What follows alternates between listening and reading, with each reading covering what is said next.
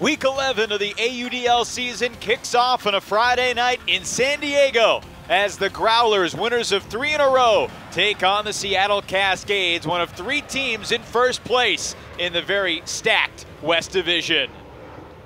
Hi everybody, Evan Lepler, great to be back alongside Chuck Kindred. It's great to have you with us as well as we begin a weekend out west. We're here in San Diego tonight, LA tomorrow, and Chuck, of the 4 divisions in the league, this division has 5 teams that are currently in the top half of the 24-team AUDL in the power rankings. We're going to see a lot of good players this weekend. We are, and it's always interesting to play out in the West and see some of these talented teams. San Diego incorporated a lot of new pieces and kind of fumbled at the beginning of the season, but they turned it on last week. They're ready to roll. They're in front of the home crowd. Should be a fun game. Yeah, it's interesting. You got one team at 4-2, but coming off a loss to these Growlers, in fact, and San Diego has won 3 in a row. The Seattle team getting Mark Burton back. They didn't have him last week, and they still have Khalif El-Salam, an electric young talent for all the things he can do athletically down on the field. He's so much fun to watch. I mean, we all got the treat of watching him play in college, and he's bringing that same talent, that same fire to the pro game. You can look at this highlight package, him getting big layout Ds, and kind of just making the defense worry. When he gets the disc, you don't really know what he's going to do. He sets things up from different positions, different release points, and really uses his legs on his throws. Just finished his college career, so he's still a young guy, but pretty polished. He's been a product of the Seattle youth scene, playing for a very long time. Yeah, and what's great about coming up through the Seattle scene is there's a lot of positivity, a lot of support, and they develop that unorthodox talent. They let guys play the way they play. You can see that. I think as much as anyone in the league, Khalif probably a showman as well. When he scores, he likes to celebrate and let his opponent know. He prides himself on having some of the best celebrations in the league. It's Khalif El-Salam leading the Seattle Cascades. And I think here comes a good celebration. Hunter Corbett for the San Diego Growlers, becoming an MVP candidate. He's been in the top of the team in plus-minus for their last 5 games. The numbers speak for themselves. This guy's the real deal. He is, and he's one of those guys that's it's easy to look past him and you say, okay, we've got schemes that are going to work against this guy, but watch him just slice and dice, gets the release off there before the defender can do anything about it. You feel like you're right on him, you feel like you're in position, and he just keeps putting it on you all night. Some of the early clips in this reel remind you a little bit of Dylan Freechild with the way he's incorporated that give-go into his game. Absolutely. He takes any advantage. You see that with guys like Nethercutt, where they catch it and they're immediately ready to burn you anywhere where there's an opportunity. He's a guy who's always ready to strike. Very intelligent with the disc. Well, it's week 11 in the AUDL. We're starting to talk about MVP candidates. I mentioned Freechild. You mentioned Nethercutt. Add Corbett into the conversation for the San Diego team that's trying to get back to the 500 mark tonight. They're 4-5, winners of 3 in a row. If they can beat Seattle for the 2nd time in a week, they'll be back at the 500 mark. The Cascades and the Growlers begin week 11 in the AUDL, and the plastic flies when we return.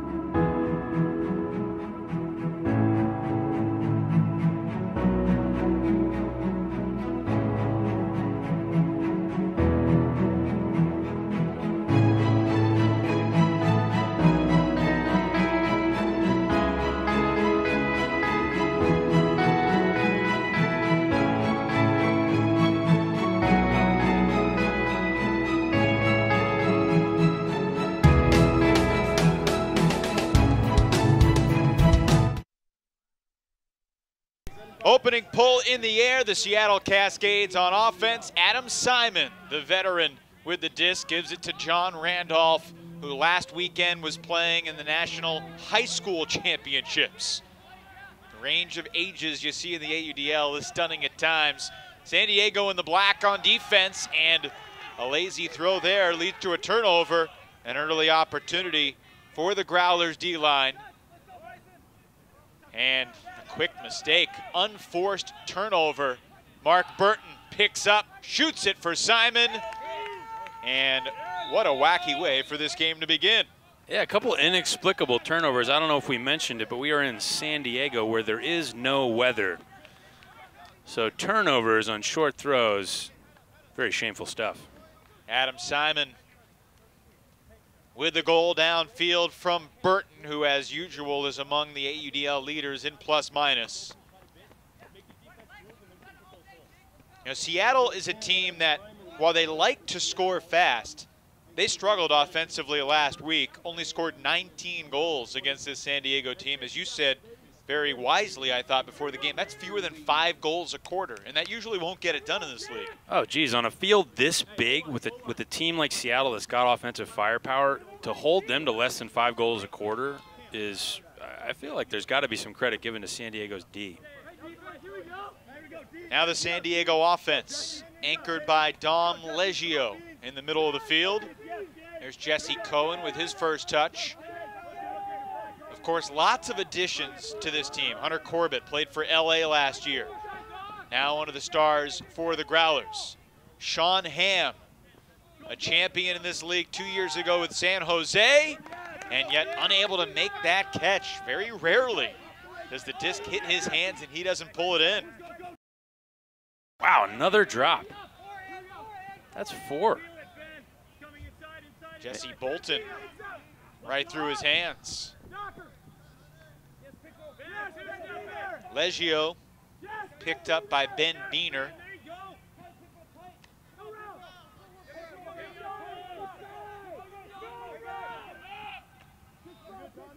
This is Hamm, moved down to San Diego in the offseason and out of the reach of Corbett in the end zone.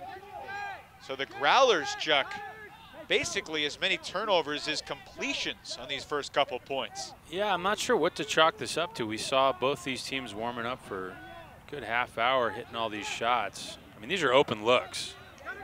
So I'm not sure. Maybe it's, hey, maybe it's the bright lights and the TVs. When Chuck Kindred's in town, there are some extra nerves on the field. I've always felt that. Hey, I don't come down here to watch people throw turnovers, right? Looking long. And it's knocked away. Yeah, nice position there. Corbett coming up with the D on the throw from Fan, intended for Daniel Montoya. I feel like that kind of perfectly encapsulates Corbett. Nothing flashy, gets the D. I mean, that's Corbett. Wow. Another turnover. No, Corbett just so effective, always doing the right things, nothing flashy. Gets position, makes it as easy as possible, makes the easiest throw, finds the right angle. You talk about how big this field is. Sometimes I think players want to get to the end zone in 1 or 2 throws and don't want to grind because they know how much running it takes to win on this big field. Yeah, it's definitely true. You know, we don't talk a lot about the importance of scoring quickly, but obviously you score fast, it gives your O-line rest. It's a lengthy hold as Dunn catches the goal from Corbett. I beg your pardon, it was Hamm to Dunn.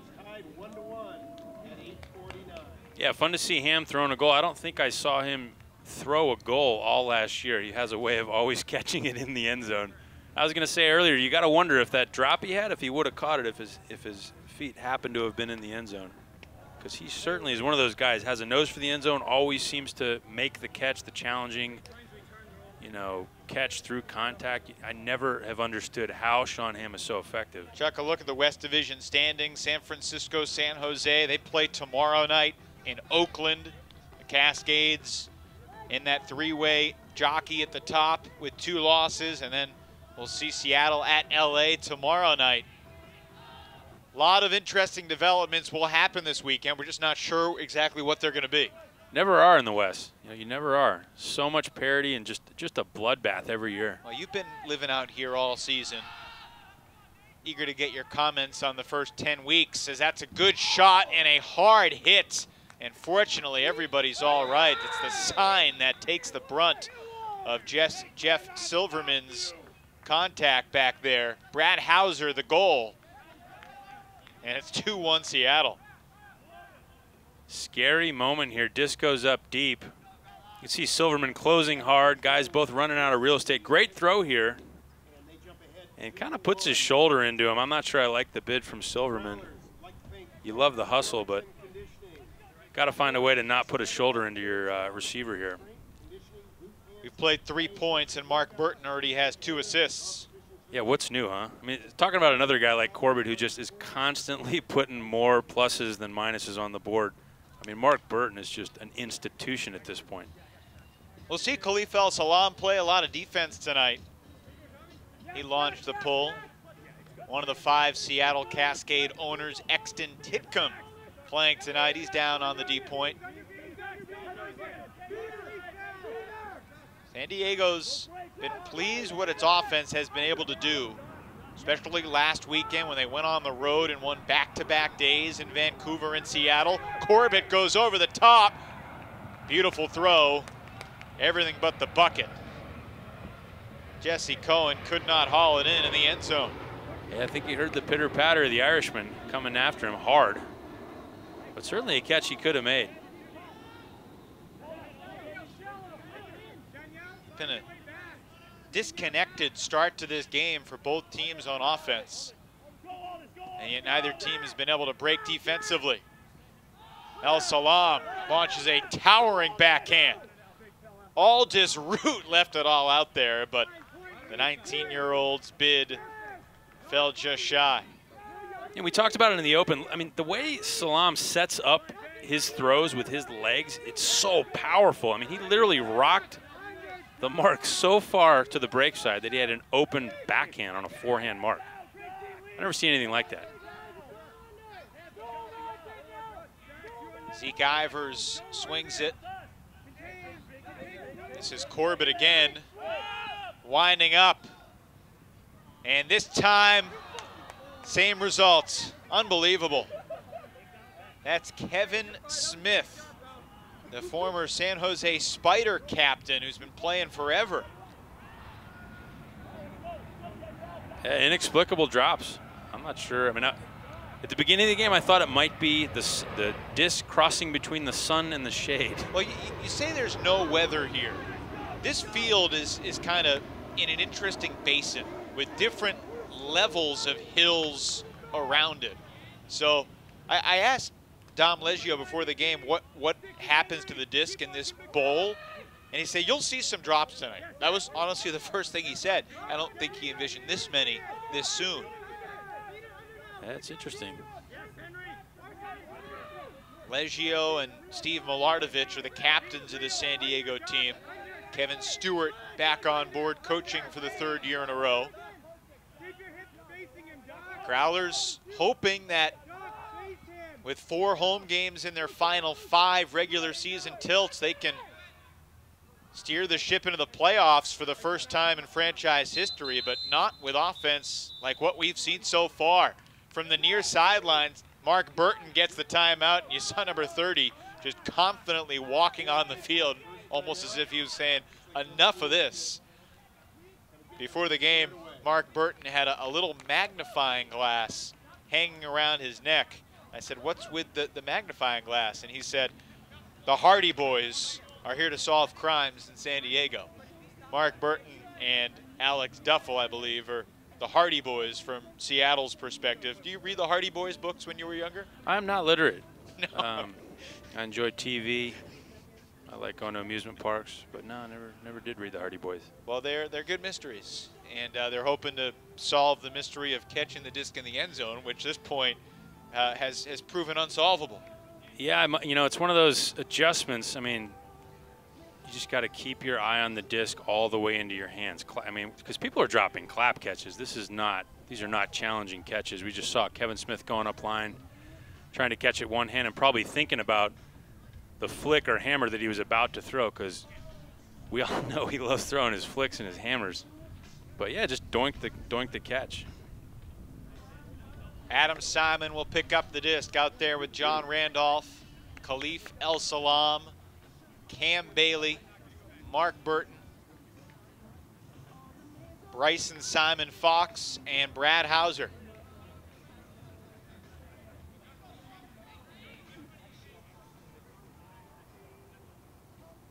Were you teammates with Chicken during his 1 year in San Francisco?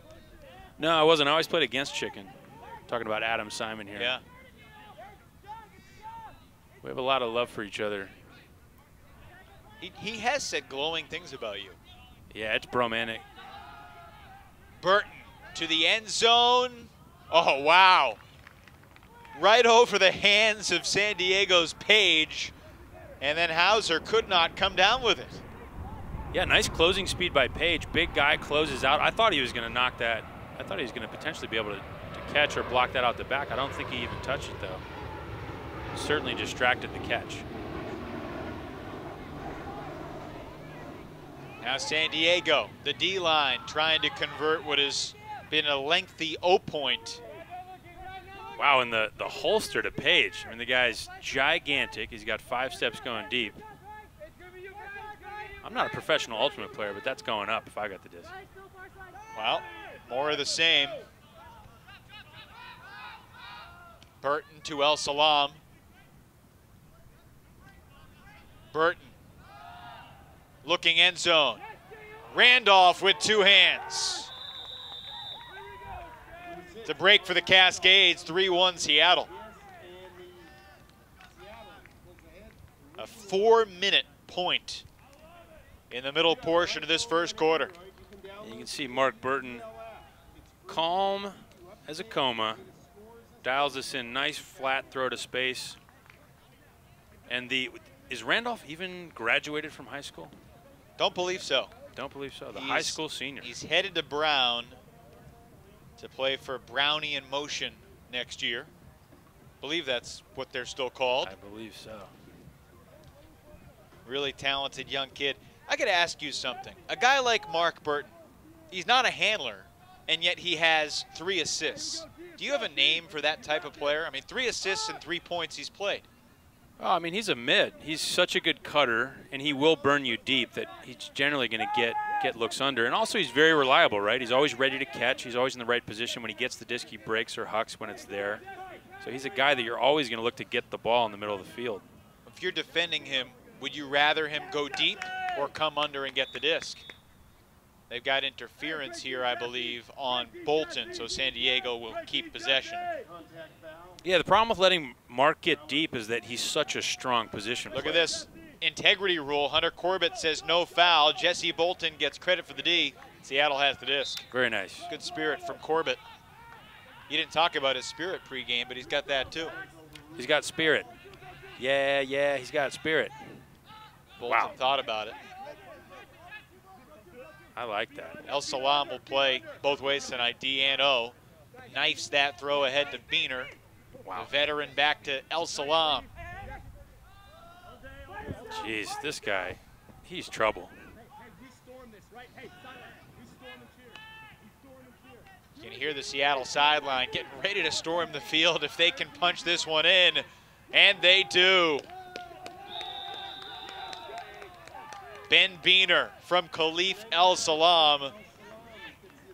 It's 4-1 Cascades on a 3-0 run. Yeah, Khalif, just nice, easy shot up line. Good cut. I mean, what a strong point. All the way down the field. Salam just picking his shots. Makes a really tough catch. I mean, one of the things I was talking about with Mark Burton, it also applies to Khalif El Salam, is just always being ready to catch. Always being ready to catch. You could see he was cutting up line last second. You know, the downfielder decides to just offload it to him, and he catches it and immediately moves it to the other side of the field. That gives you a lot of confidence, and that's why, you know, a lot of times these guys' numbers are being called in big games and big points.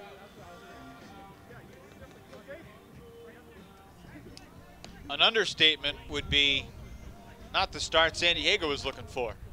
Yeah, you can say that again. I mean, they got some firepower tonight. They're at home. They're coming off a good weekend. They're coming off a win against Seattle in Seattle. And also be Vancouver in Vancouver. Yeah, I mean, that's a nice, strong weekend for them. You wouldn't expect them to come out here. Weekend before that, they beat LA in LA. 3 straight road wins.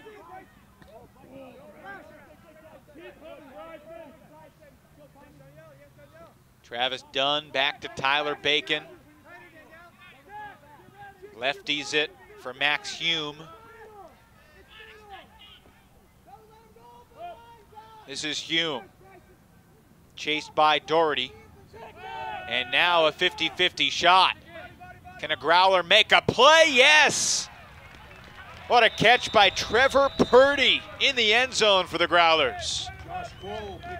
It's a 50-50 if it's anybody else, but number 55, maybe his number's 55 because when he's there, it's a 55-45, right? Shot goes up deep. I mean, he really doesn't even have a step. He's 6'6", in his mid-20s, injured last year. Not much Adam Simon can do. Yeah, my goodness. I mean, he just closes out over the top of him. So it felt like San Diego needed someone to make a play. Maybe that guy from Purdy will get him going. Yeah, contested catches in the air. Funny thing about them, I mean, they are big momentum moments in games. They always have been. You know, when you see your guy go up against two defenders and make a catch, I don't know why, but that goal counts more than other goals. You might see some momentum swing here. Seattle back on 0. See Mark Burton calling for the disc at the bottom of your screen, and he'll get it. Picked up by veteran Dan Bellinger. This is Randolph. I was really excited tonight for you to see John Randolph for the first time in person. And well, Hauser gave up on it, and Randolph gets the turnover.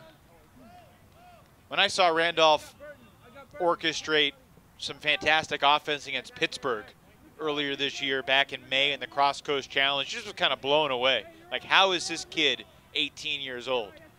And why couldn't I have found the sport at his age? Because maybe then I could be 10% as good as him. Right, he is something special. I mean, he hasn't even grown into his body yet. Think about that. He's already battling with vets and stars. Another mistake from San Diego. These guys look like they've never played together before. Yeah, you know, it's a chemistry year, and this is a team that probably more than any team I can think of at the moment has incorporated a lot of different talent, you know, and had big roster changes. Deep shot from Simon to Mark Burton. Burton bids and scores for Seattle. That guy's all business. Yeah, Burton doesn't have any off days. I don't know if you've noticed, but every single time the lights are on and the game starts, Mark Burton, you can count on him to make every catch, make every right decision. He's never going to quit on a disc. He's always going to close out. He's got 1 goal and 3 assists already. His team's up 5-2. And one of our cameramen says he has one of the most interesting faces in the entire league, maybe the most interesting face, and I can't disagree. I've always thought there should be a bust of Mark Burton in Seattle somewhere. There's still time. There's still time. If there's any sculptors out there, get at us on Twitter. We got a budget. It's small. I'm not going to lie. It's small. But he's something. John Doherty, member of the Ireland national team, had a bit of a rivalry with Mark Burton when they first met. And they've become friends, and it's been a nice addition. This Seattle team, not only do they have John Doherty from Ireland, but Daniel Montoya, member of the Colombian national team, on the roster tonight as well, number 70. Yeah, really cool, and it's one of those things. You know, the Seattle scene has always been very worldly. The Seattle men's team has always traveled and taught Ultimate all over the world. And like we said, they train, you know, they have a great junior scene. I've always thought Seattle as an Ultimate scene has done so many things better than anyone else, and being kind of a worldly team is one of them. Cohen to the end zone for Ham. Very smooth O-point there for San Diego. Yeah, nice to see Cohen just sit down and knock that thing in there. And you'll notice Ham did not drop that one. When he's out of the end zone, hey, sometimes you have a drop. When he's in the end zone, there will be no drops because this is Sean Ham. Sean Ham had 57 goals for the San Jose Spiders last year. Think about that, 57 goals. And a lot of those were contested. I mean, we saw those. So here's Cohen catching it kind of on the IO side. Watch him sit down, just get a lot of power, get his hip into it, and just drop that in. Not an easy throw. For the season last year, Ham had 188 catches and no drops. I don't know, that doesn't, that's, what? Excuse me, what? So we saw a drop. We saw something that didn't happen all last year earlier today, ladies and gentlemen, on 11 Sports. Evan Lepler, Chuck Kindred with you. Final 20 seconds in the first quarter. Simon looking end zone. Hauser got it. Wow, I thought, is that Milardovich? I thought Milardovich was going to close out on that. We saw that. I think he was, what, the AUDL Defensive Player of the Week last week. Had so many highlights that started just like this one. So when you see number 11 Milardovich closing out on you, you got to be a little worried. But great presence here, kind of keeps his shoulder square, and Hauser just keeps it between his shoulder blades. Really doesn't give Milardovich much to look at. You know, he's either got to come right over his back and get up high, or he's got to come sort of like through his shoulder. You know, it's difficult not to foul there.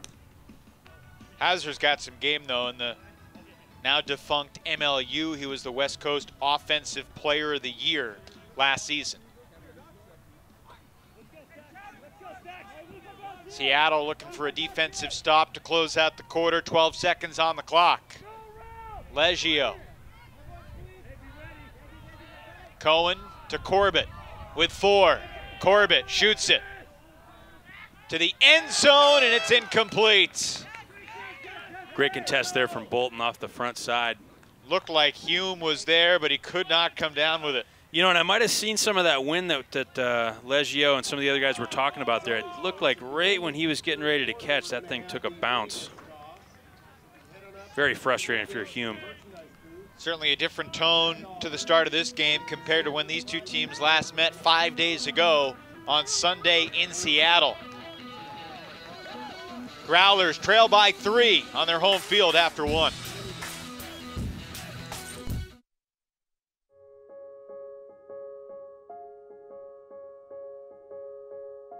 Early recognition is critical. Teaches middle school PE classes about ultimate Frisbee and cancer symptom awareness.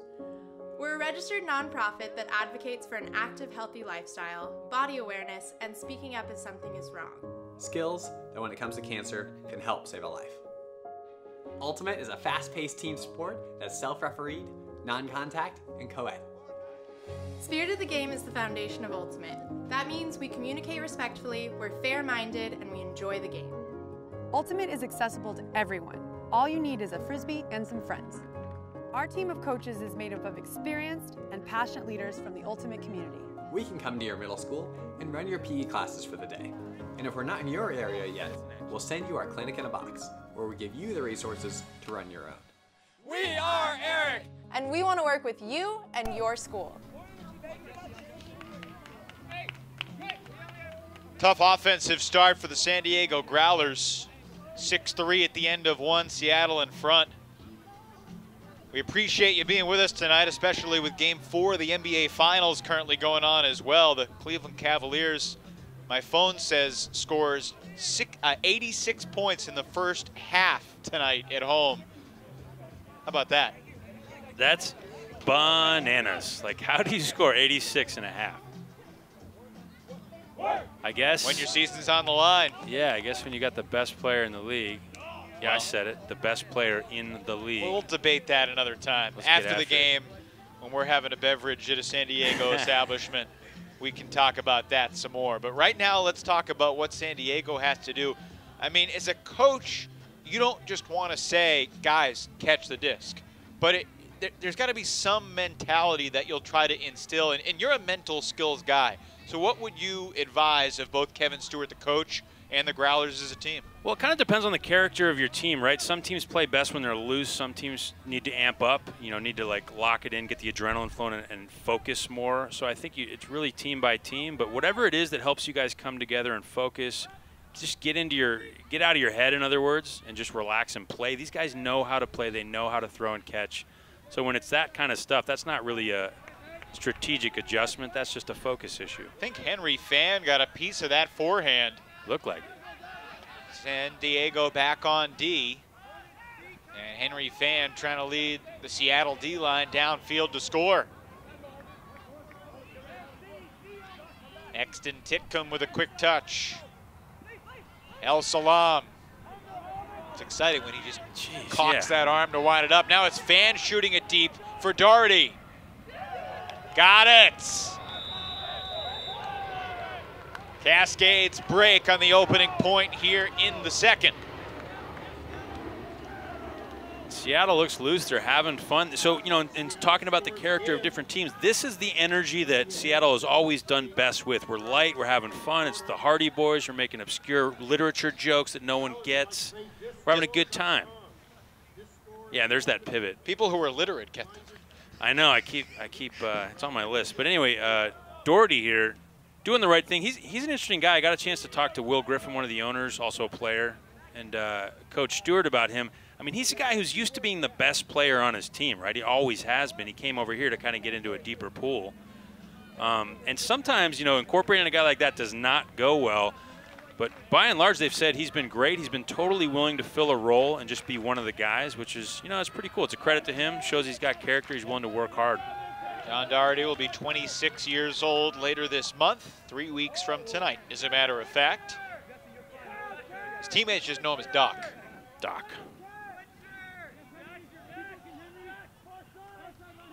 If you're going to be named after one of Snow White's 7 dwarfs, better Doc than Dopey. That's right. Lots of good movement downfield from San Diego. Kevin Smith with the disc. Kevin Smith is the guy who's had to change his role a little bit this year after being a San Jose Spiders gunslinger for much of the past 3 seasons. That's a gorgeous shot. Show him what he's capable of. Yeah, Smith to the end zone for Leggio in the San Diego score. That is really pretty the way he flattened that out. Just dropped it in over the top. The temptation there is to just kind of keep it blady, make sure the defender has no play. But he flattens this out, lets it just release deep. You know, it's got enough. There's kind of different hammer shapes you can throw, and some of them have kind of a fat lip where the disc is tilted back towards you and it slows down and drops straight down. This one, you know, vertically downfield, kind of the north-south direction is flat, so it keeps coasting. It keeps kind of running with the cutter.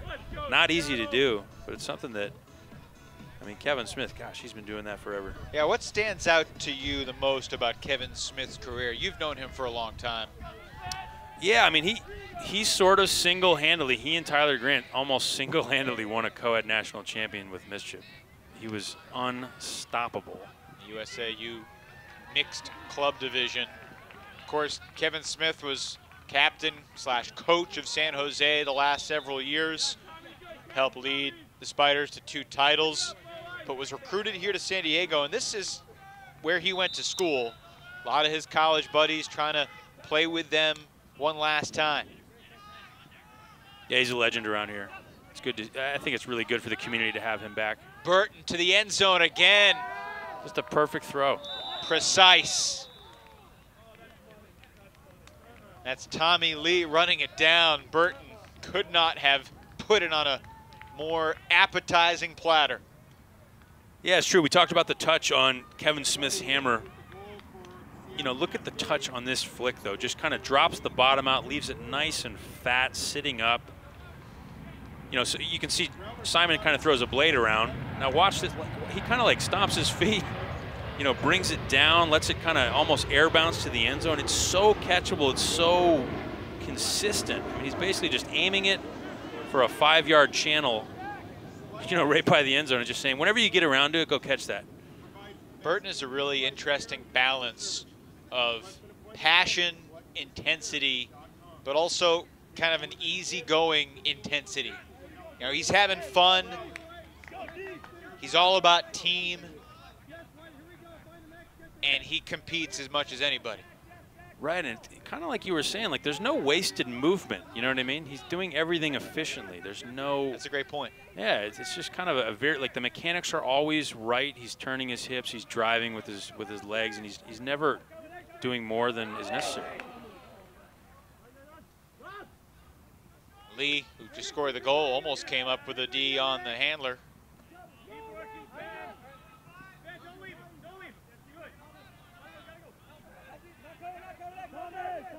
San Diego a little stagnant downfield. Turn it over in the backfield.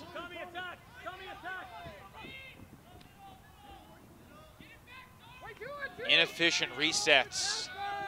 They seem so simple, and that if you can't do those little things and the other team's making big plays, you're in trouble. Ben Beener, tremendous catch, and it's 9-4 Seattle.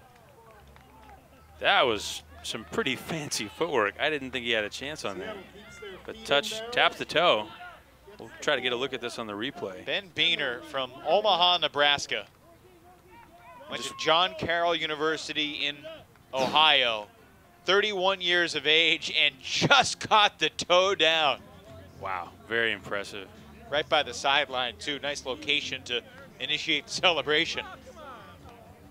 Yeah, and Khalif El-Salam, man, when he gets the disc, I am locked in. He's just so fascinating, constantly reversing the field. You could see the flow was going to the forehand side. He brought it back to the backhand side, and then gets that little sneaky backhand air bounce break off before the marking set.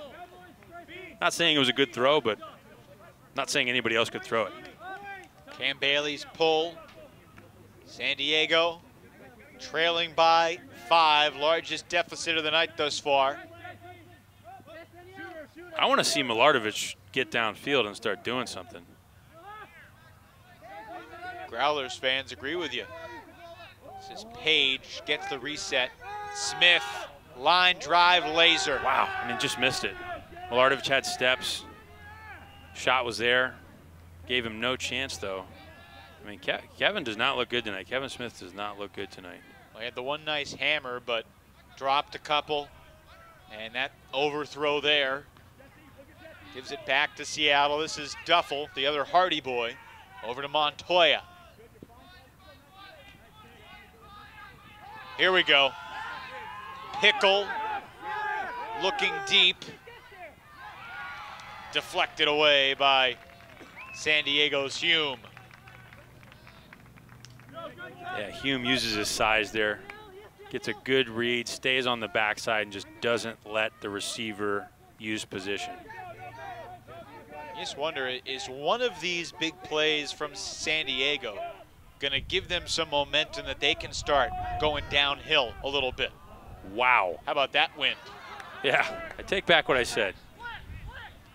Apparently there's weather here. It seems calm, but there's really different wind at different elevation right above the field. So depending on the height of the disc, it can change a good deal. Timeout called by Seattle, and we'll take it to Cascades in control, opening half in San Diego.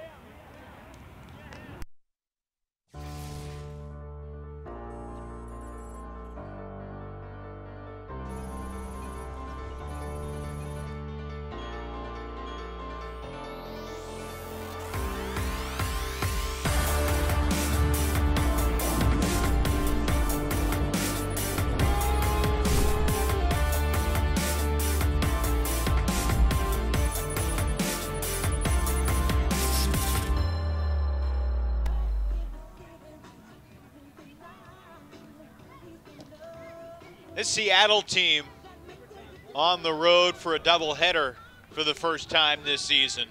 They're here in San Diego tonight, and they are up in Los Angeles tomorrow, a game we will have for you here on the 11 Sports Network, also on AUDL.tv. If you're looking for more information about the AUDL, the Tuesday toss, Friday power rankings, log on to the AUDL.com. Chuck Kindred, you have been a spectator through the first 10 weeks of the AUDL season. It has been too long since we have been able to share the booth together. But I know you've been watching, you've been tweeting, you've been texting. Your impressions, your takeaways, division by division, this first couple months of the regular season. Well, I'm a negative guy, so I'm really upset that Tyler Detrell was hurt. He came back last week. I'm so glad. He's maybe my favorite player in the whole league. Yeah? It's good to see a locked and loaded Pittsburgh in the Midwest. I've been waiting. I think they could be easily the best team in that division. I mean, don't tell Tim to buy on the Madison Radicals, but wow. Nice catch by Cam Bailey. Back to Burton. Will he throw his 5th assist of the game? Yes, sir. Wow. He's just automatic, no errors. Tommy Lee, tough to guard in those small spaces in the front of the end zone. Yeah, he's fiery, he's explosive. Watch this layout. Beautiful play. Tyler Bacon closing hard. But great job there by Cam Bailey. They move the disc around to their guy. And just watch how chilly Mark Burton is. Moves the mark out of the way. And Tommy Lee, you can see center of the screen here, explodes. Just gets one step. Nothing fancy about that cut from Lee. He just timed it well. Explosive first step. Right, I mean, you know, when you're in the end zone, you really only need one step, so you just kind of, you know, he's kind of clearing, he's keeping an eye on his defender. As soon as his defender's head turns or his hips turn, boom, you go. It's interesting. A few years ago, I was talking with Indianapolis's Cameron Brock, a guy who scored more goals in this league than anybody, and asked him what his secret was. And he said kind of what you just did. He said, if my defender turns his head, takes his eye off me for just a split second, I'm gone. Yeah, absolutely. And guys do that. I mean, we're even taught, you know, a lot of us to do that. You're trying to triangulate constantly, always see the disc. You know, we've heard that so many times, see the disc, see the disc. There's only one way to see the disc, and that's by turning your head. Ham back to Leggio. Back to Ham. I know it's early, but it feels like a must score for San Diego. They've worked it down into the red zone. Corbett gets it back around the Doherty mark and into the end zone for Cole. Josh Cole, part of the Arizona contingent, played for the Aviators last year. And San Diego's back within 5. Yeah, nice steady hold here from San Diego. They needed that. I think you're right. It is kind of just like, are we doing this or not, guys? Are we gonna start scoring? Are we coming back? Are we gonna win this game? I think they can win this game. And actually, it's in their favor a little bit when you look at the roster sizes. I mean, Seattle's gonna get tired. You would think. You would think. This is a big field. It's not a hot day. It's a different Seattle team, but you were with me in Los Angeles during the playoffs last year when they came to town with similarly sized 16, 17, 18-person roster and rocked it. Beat LA big, beat San Francisco big, and they obviously impressed with their comeback on championship weekend. Burton looking for Bailey. Oh, what a D! Going over the top to take it away was Nate Page. Nate Page with the big defense. Page looking real good so far in this game. San Diego coaching staff considers Page to be the biggest surprise of the season. He's all alone. Does he have the legs? The disc sails OB. Just a missed opportunity. You're not going to find a guy more open than that for a bookend. You kidding?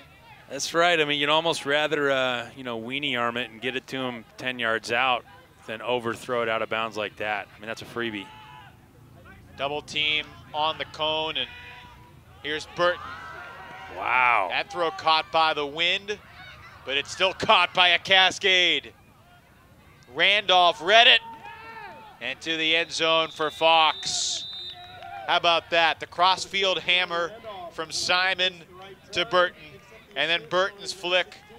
D'd by the wind, but Randolph stays with it. Well, I think Milardovich got a piece of that. I don't know if we can see that throw. I believe Milardovich, number 11, was closing out hard, touched that, popped it up, and then somehow, you know, Seattle was able to make lemonade there. Missed opportunity. San Diego have the shot to Page for the break. There's the D earlier in the point. Jeez. I mean, that's even more impressive on the replay. He was totally behind. Cam Bailey reached all the way back like it was nothing. Yeah, nice, you know, nice job by Seattle, just taking advantage, staying positive, staying focused. First goal for Bryson Simon Fox, Minnesota native who went to Reed College and then University of Washington for 1 year.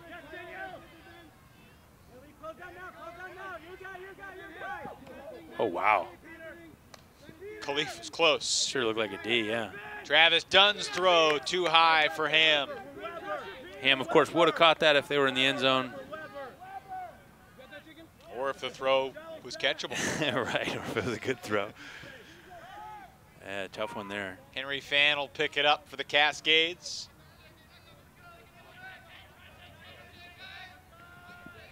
Certainly has been a shocking first half in a number of ways. Ham intercepts, back to Leggio. Pretty quiet night from Travis Dunn, who just is giving and going right now. Last time we were down here, Dunn had a big night. I think he might have been our player of the game. 3 goals, 2 assists, 2 Ds. Early last season in a must-win game for San Diego against LA. Wow. Well, that's what the Growlers offense is capable of. Hunter Corbett dishes another assist to Travis Dunn. Corbett's a guy kind of like, Burton. When he gets the disc, you just know we're about to score. Like, he's not going to screw this up. Watch, he just gets out nice and low. All the time in the world to make this catch. Like, there will be no errors because this is Hunter Corbett. See a physical D there from Ham. But yeah, I feel like when I see Corbett catch the disc this close to the end zone, I feel very much the same way I feel when Burton catches the disc. I know it's just a matter of time until we score. That's what that means. That's Corbett. Sounds like they need to get him the disc in the red zone more often. I think so. I mean, these guys have star power. I haven't seen Milardovich do too much. He had that deep cut that didn't get thrown to, but, I mean, Milardovich is a star. Yep, no question. He's made unbelievable plays. And Jeff Silverman is going to invoke the integrity rule. Tommy Lee released the throw. Official thought it was a hand block. Silverman, the man of integrity. Yeah, he's growing up before our eyes. His integrity was questionable as a younger man. Come on. But hey, it's all coming up roses now. So Seattle working downfield again. This is Burton. Quick give and go. Randolph. Fox. End zone. Randolph. Score. Fun to watch these guys move the disc, isn't it? Number 6, John Randolph. Another goal for the 18-year-old. When you look at him up close, you can see the baby face. He looks pretty young. When you watch him from high up, he looks like a natural, smooth player. Yeah, it's kind of true. When you look at his body, like he's pretty muscular. I mean, he's going to get stronger. He's going to get faster. And I mean, geez, he might even get bigger. David Robinson, Hall of Fame center for the San Antonio Spurs. He had what, like a 6-8 inch growth spurt when he was in like 20 years old. That could happen to Randolph. He could be every bit as big as Purdy. And you hear stories like that. I know. Brad Stevens was recruiting Gordon Hayward to Butler when Gordon Hayward was like 5'11" as a sophomore or junior in high school. Then all of a sudden he shot up to be 6'6", 6'7", Oh, wow. and became an NBA All-Star. Yeah, I did not know that.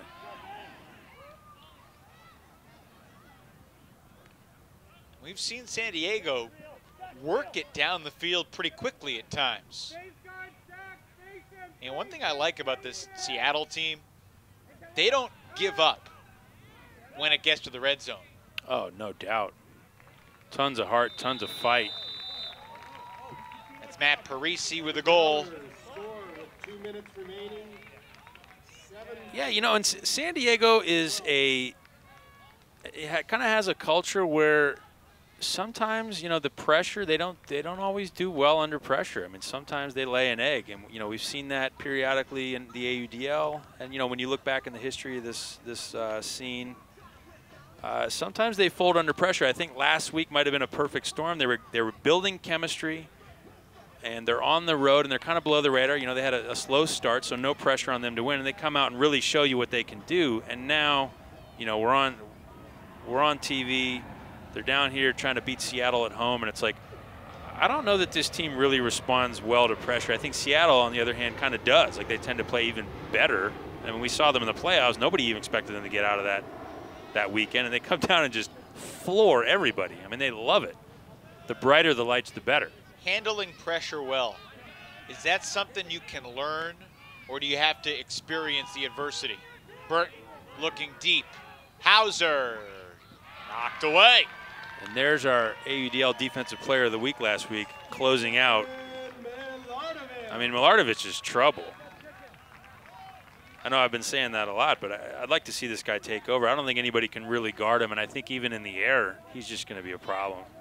His ability to adjust. I mean, that was probably the reason he got 3 or 4 Ds last weekend, was just his little adjustments at the end of the play are pretty incredible. San Diego does not have a break yet. Kevin Stewart takes a timeout with $1:27 remaining in this first half. San Diego's offense will come on the field. There's a huge difference, Chuck, and you know this as well as anybody. You know, the difference between 12-8 and 13-7 at halftime. Milardovich coming up big here. Yeah, closing out. And, you know, when he's locked in, there's really no reason he shouldn't be winning any 50-50 ball. And that wasn't even a 50-50 ball, and you could see how easy it was for him to make that D. Milardovich had 24 blocks 2 years ago, 27 last year. Became a little bit more of a distributor last year. He's had 21 goals each of the past 2 years, but he about doubled his assist production from 2015 to 2016. Now, obviously, this San Diego franchise had such high expectations 2 years ago. They brought in Jimmy Mickle and Kurt Gibson and Nick Lance, and they just couldn't find the chemistry early in the season. With some of the greatest superstars in the sport, they started 0-5. Now, they did find their groove. You remember they won 7 of their last 9, but unfortunately 7-7 was a game out of the final playoff spot in the West. A little bit of a different strategy last year, tried to use some of their more homegrown players, young players. They got that big home win against LA early in the season, but that was just one of their 2 wins all last season. Went 2-12, and now in 2017, they start the season 1-5. They win 3 straight games on the road, and all of a sudden, this team's got momentum. And they kind of lay an egg in this first half tonight. Yeah, with momentum comes pressure. Now people are looking at us like potential playoff team. Now we got to come out and prove it. And it's not easy. I mean, I'm not saying it's easy. I'm just saying I've seen it before from San Diego. I think they beat themselves a little bit, overthink it. And, you know, Milardovich reminds me a little bit of Shrywise last year in the playoffs. I want to see him downfield every point. That disc looking for Ham, knocked away by Bryson Simon Fox. Wow, nice D. Little underthrown, but not, you know, not a terrible look. You're thrown to one of the best goal scorers in the league. The Seattle sideline has been very, very active. They're barking the clock right now. 30 seconds in the half. Corbett bidding for the D, couldn't get there. This is Root. Back to El Salam with 18 seconds. Fan sizzles one up the line for Beener. Sneaks it through to Tommy Lee. 2 yards from the end zone. 7 seconds in the half. And somehow Khalif El Salam open side. Boom. Cascades back up by 6. Just a powerful cut from Khalif there. Let's see if we can watch him set this up. Tommy Lee looking for an option. The clock is ticking. Can't quite see Khalif set it up, but look at how open he is. My goodness. Hopefully we can get an angle where you can see how he rocks the defender. I mean, essentially he faked into the break side. Here's the great D. Sean Ham hoping to collect a goal there, but not this time. Big D by Bryson Simon Fox, and then... So here's Khalif on the right side of your screen. Watch him trick Corbett. Corbett somehow trying to triangulate like we talked about. Almost like he was expecting Khalif to go for the hammer on the far side. Right, I think Khalif is so, I don't know how to describe it. He's so powerful when he cuts. You know, like if he makes a hard explosive cut deep, you just want to go.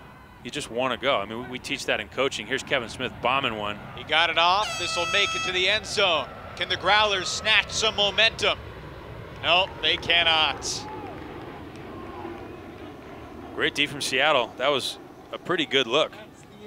Purdy in the, I'm sorry, Page? Page was in the picture there. Couldn't quite locate the disc in time.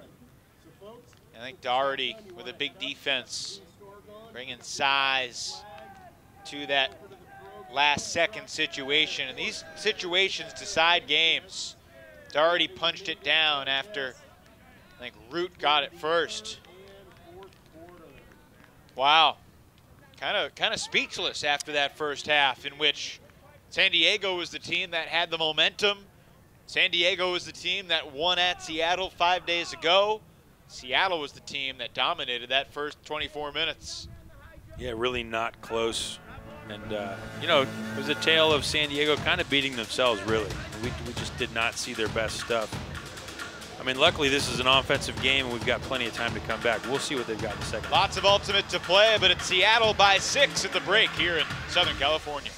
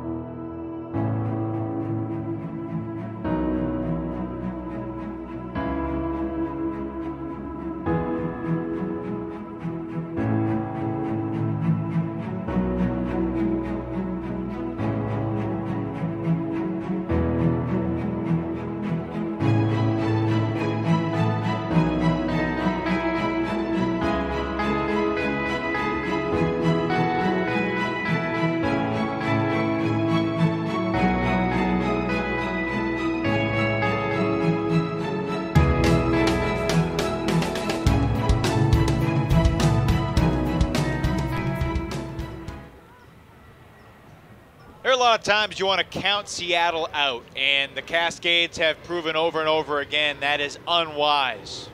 Pretty impressive first half performance tonight, 13-7. They lead San Diego. He's Chuck, I am Evan. It's great to have you with us. 9 games in the AUDL this week, including 3 matchups between first and second place. You got Toronto and DC in the East. They play on Sunday. Minnesota and Madison in the Midwest. San Francisco, San Jose in the West. But we got the Seattle Cascades for 2 games, and they're trying to make a statement as well. They are. This is a team that apparently loves to come down to SoCal and just run the table. I mean, they are putting on a show tonight. They're missing a few key pieces, but I mean, it sure doesn't look like it, man. Khalif looks sharp. Mark Burton is just smooth as always, and they're running right now. What impressed you the most about what Seattle did in that first half? I think just, you know, the way both teams started out rattled, right? Both teams had a lot of drops. They were able to settle down and really never get negative. I could see, you know, San Diego kind of getting in their head saying, man, I wish, you know, everybody's dropping, right? So it's so easy to start getting negative. I didn't see that at all from Seattle. They were 100% bought in. They stayed focused. And they just started doing what they do, which is scoring and celebrating. Scoring and celebrating. And the San Diego team, again, they started off flustered. Seattle kind of found its groove. San Diego never really did. A couple O points where they worked it down the field. Kevin Smith had a nice hammer. We saw Nate Page with a nice D. But really mistakes more the story of the half, and some pretty good Seattle defensive pressure too. Yeah, it's true. I mean, some good stuff out of San Diego, no doubt. We see Purdy going up high. We see this nice deep shot from Kevin Smith. I mean, these guys have a lot of firepower. So there's no doubt. We can see Page here, a new acquisition, is just making great plays all night. You know, plenty of opportunity for San Diego to get on their horse and ride this thing. But, you know, so far, I mean, Mark Burton, he's so fun to watch. He's so automatic. 5 assists in the first half for Burton. But it wasn't just him. Bryson Simon Fox making plays on both sides of the disc. Henry Fan, Khalif El-Salam, John Randolph.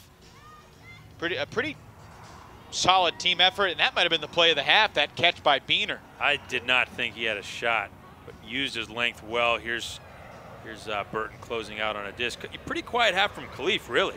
I mean, he's moving the defense. Every time he gets the disc, the entire defense clenches up and gets ready for the worst, but he hasn't hit him as hard as he could.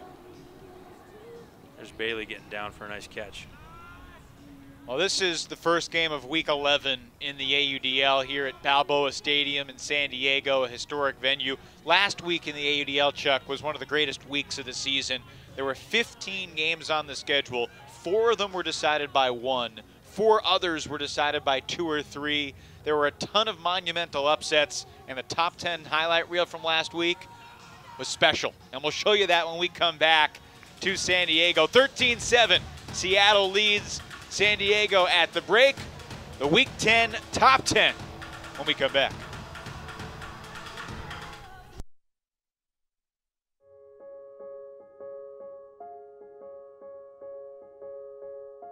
Early recognition is critical. Teaches middle school PE classes about ultimate Frisbee and cancer symptom awareness. We're a registered nonprofit that advocates for an active, healthy lifestyle, body awareness, and speaking up if something is wrong. Skills that when it comes to cancer can help save a life. Ultimate is a fast-paced team sport that's self-refereed, non-contact, and co-ed. Spirit of the game is the foundation of Ultimate. That means we communicate respectfully, we're fair-minded, and we enjoy the game. Ultimate is accessible to everyone. All you need is a Frisbee and some friends. Our team of coaches is made up of experienced and passionate leaders from the Ultimate community. We can come to your middle school and run your PE classes for the day. And if we're not in your area yet, we'll send you our clinic in a box, where we give you the resources to run your own. We are Eric! And we want to work with you and your school.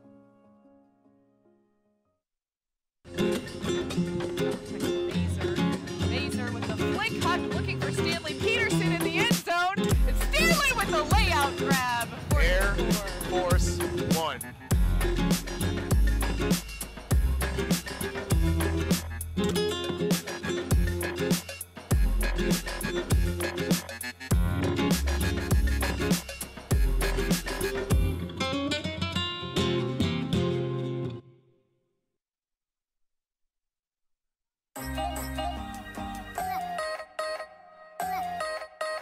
Out the bush. Bush with the interesting hammer.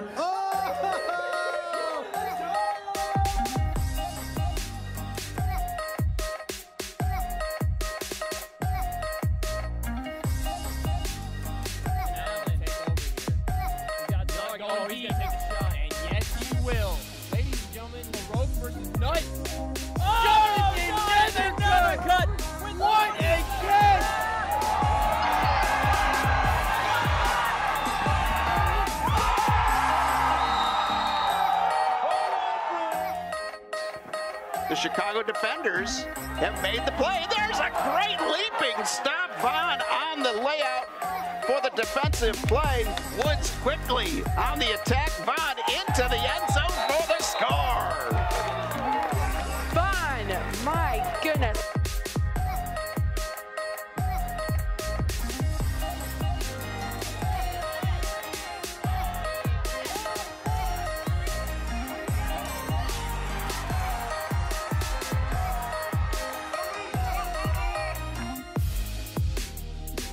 In front, here's Donovan with the deep cut. Bansfield cutting from that handler position down the field, lights out, he's got the score! You gotta be kidding. That's the speed that Eric Leonard, the coach of the Indy AlleyCats, said he was afraid of. This, they center Kyle Cox. Chasing after this one, looks like it was intercepted in the end zone, and the Detroit Mechanix get on the scoreboard first on the Callahan, and that's how to make the early mark.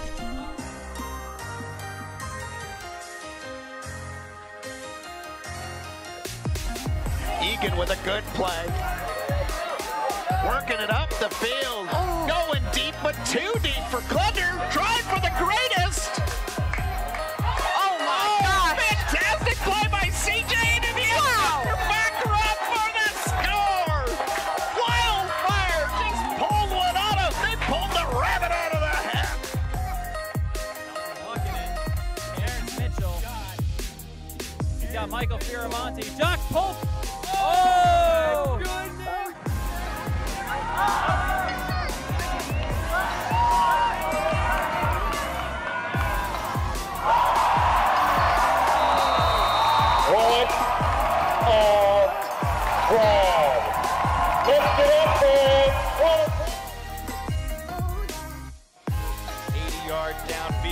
the break. Bennett to Frood. Inbound, what a catch by Frood.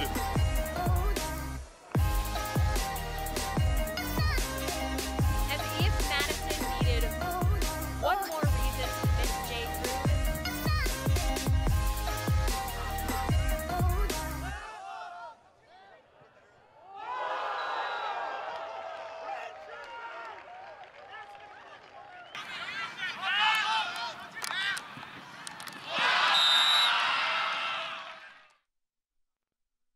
Hi, I'm Joel Larakis, and I'm the operations manager of Boone Technical Clothing here in the United States.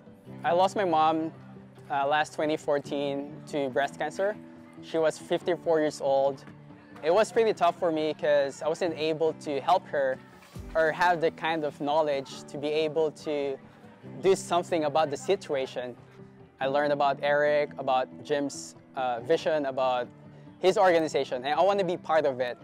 Not only as an ultimate player, but also a son to my mom. I think one thing that early recognition is critical helped me was to be able to reach out to other people who are still having the chance or privilege to do something about the cancer within their family or like friends. I think that's what Eric is all about. It's just not within the sport. It goes on and off the field. If you volunteer, even though it's only you can be able to inspire and aspire other people to help the movement. And you never know. People are just waiting to be reached out to, and they're only waiting for you.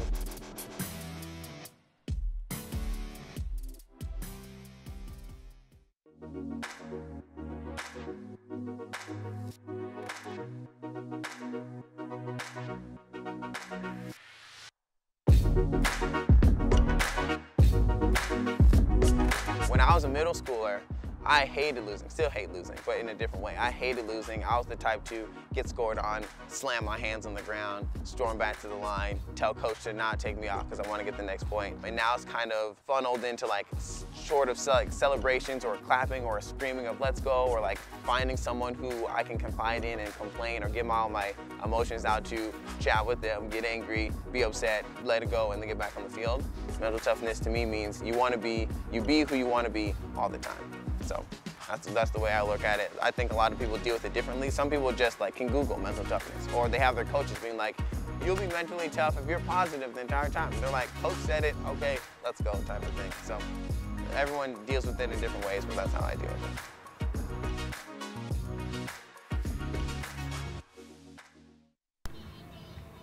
Khalif El-Salam leading the Seattle Cascades tonight. He's got a couple assists and a goal. His team leads by 6. A couple years ago, he said that by the time he's 27, he wants to be the best player in the world. He's 23 right now. What do you think about that type of ambition? I don't relate, but I think it's great. I think, you can see he's a product of this system that he came up through. He talked about different ways to interpret that, kind of like, he alluded to something that I think is something that you see as an outsider. I've never played in Seattle, never lived in Seattle, but they're so addicted to being positive. And it's like, so how do you, as a hyper-competitive individual, stay within a positive paradigm? Because, Michael Jordan didn't always stay positive. Kobe Bryant didn't always stay positive. Nobody always stays positive. Right. How do you do it? It's interesting to hear him talk about that.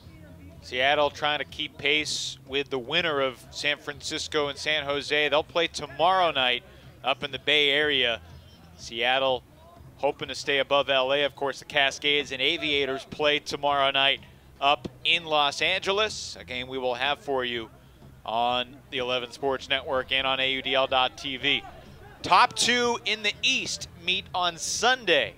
A game that you can see on AUDL.tv, AUDL Extra Production with Ultiworld's crew leading the way.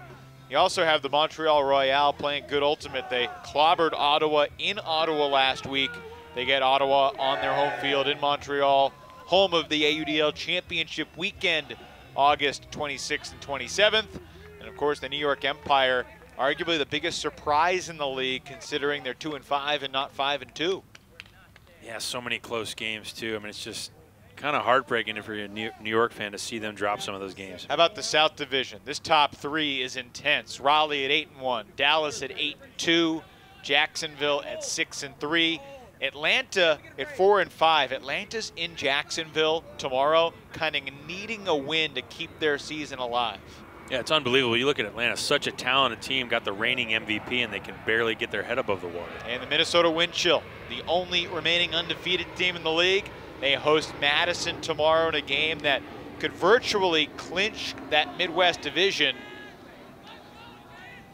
Second half underway here in San Diego.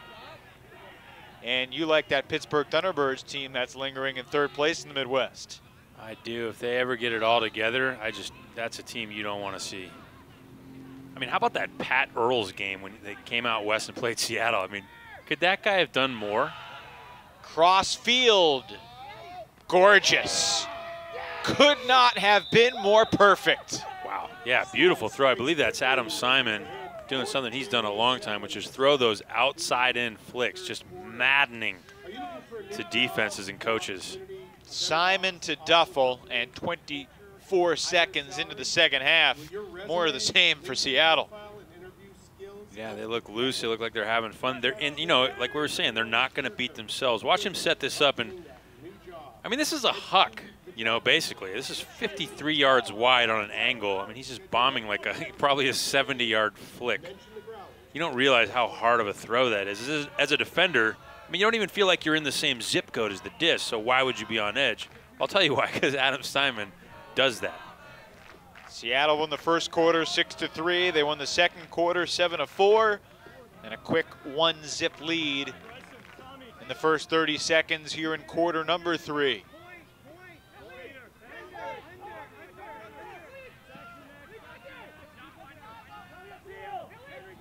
This is Hunter Corbett with a big backhand fake, low throw. Little timing issues downfield right now. Kind of been the story of the night. Yeah, good cuts, but not at the right times, unfortunately. They've got good matchups.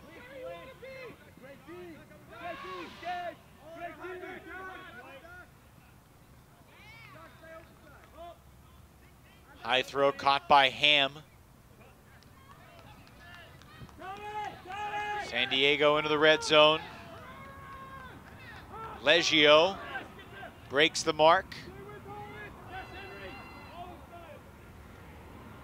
And San Diego works it downfield. In about 56 seconds, the Growlers with a turnover-free possession. What would your primary message have been at halftime if you were coaching the San Diego team?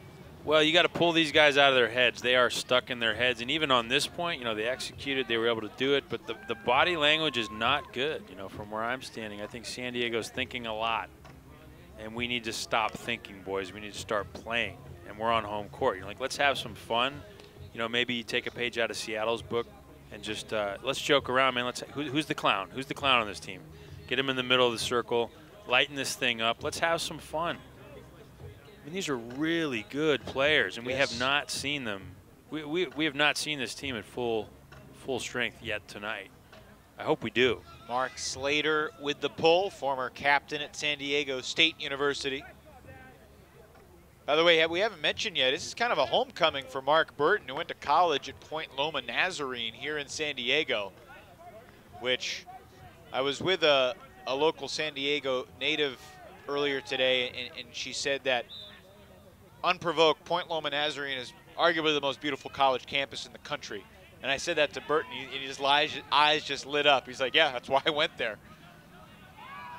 He took some of his teammates there today, but that was not a beautiful throw. Maybe the first mistake of the night from Burton. He'd been pretty perfect up until then. Yeah, he has disparaged the Point Loma Nazarene name with that forehand. They'll still take him as an alum. But a chance for San Diego. Growlers did not register a single break in the first half. And mistakes like that have proven costly from the opening pull to now.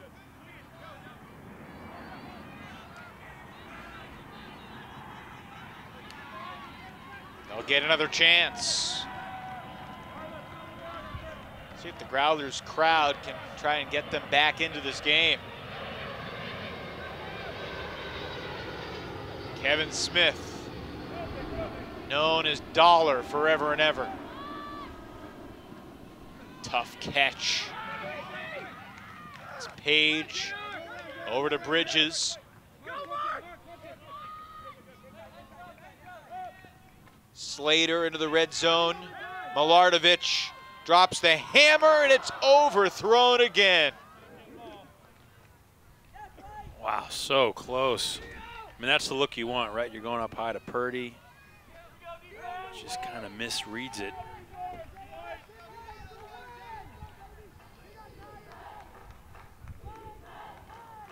Seeing Trevor Purdy and Page out there, Nate Page, I mean, geez.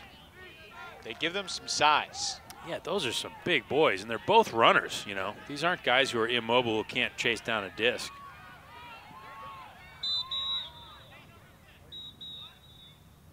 Believe a timeout was called on the near sideline. Khalif El-Salam, one of the captains, sensed a stall count rising and didn't want to give it back on the goal line. So Seattle, even with the O-line already on the field, calls a timeout. It'll be interesting to see how many guys they sub out here. Yeah, we know Salam does not like to lose, and that includes even possession here. He calls a timeout. He's going to try to get the troops together, make the most of this possession. Khalif El-Salam played for a lot of good coaches in Seattle. Played for former Seattle Sockeye club player Ryan Winkleman, and also played for Miranda Roth, who is considered one of the great women's players GOAT. and ultimate players ever. I'd call her the GOAT. I've never seen anything like that. He's coached at Northwest School by Alex Wells and Reed Koss. You know, was it Jacqueline Verjou? Yep. She reminded me a little of Miranda Roth. She wasn't quite at that level, and also that was college. I've heard that comparison before. Yeah, I mean, but it was that kind of domination at the top level. You'd see Miranda Roth going out there against defending champ San Francisco Fury and just doing whatever she wanted. It looked like an adult playing with children. That's kind of what Verjou looked like in the college championships a couple weeks ago. No doubt. That was fun to watch. Dartmouth College women and the Carleton College men, 2017 champs. Historically, there's been a big Seattle flavor on that Carleton team. Alex Olson, one of the stars for Carleton Cut, was the leader of the charge. Well, the timeout didn't do him much good, did it? Yeah, just like that. First break of the day for San Diego. Back-to-back goals to get back within 5, 8:21 to go in the third.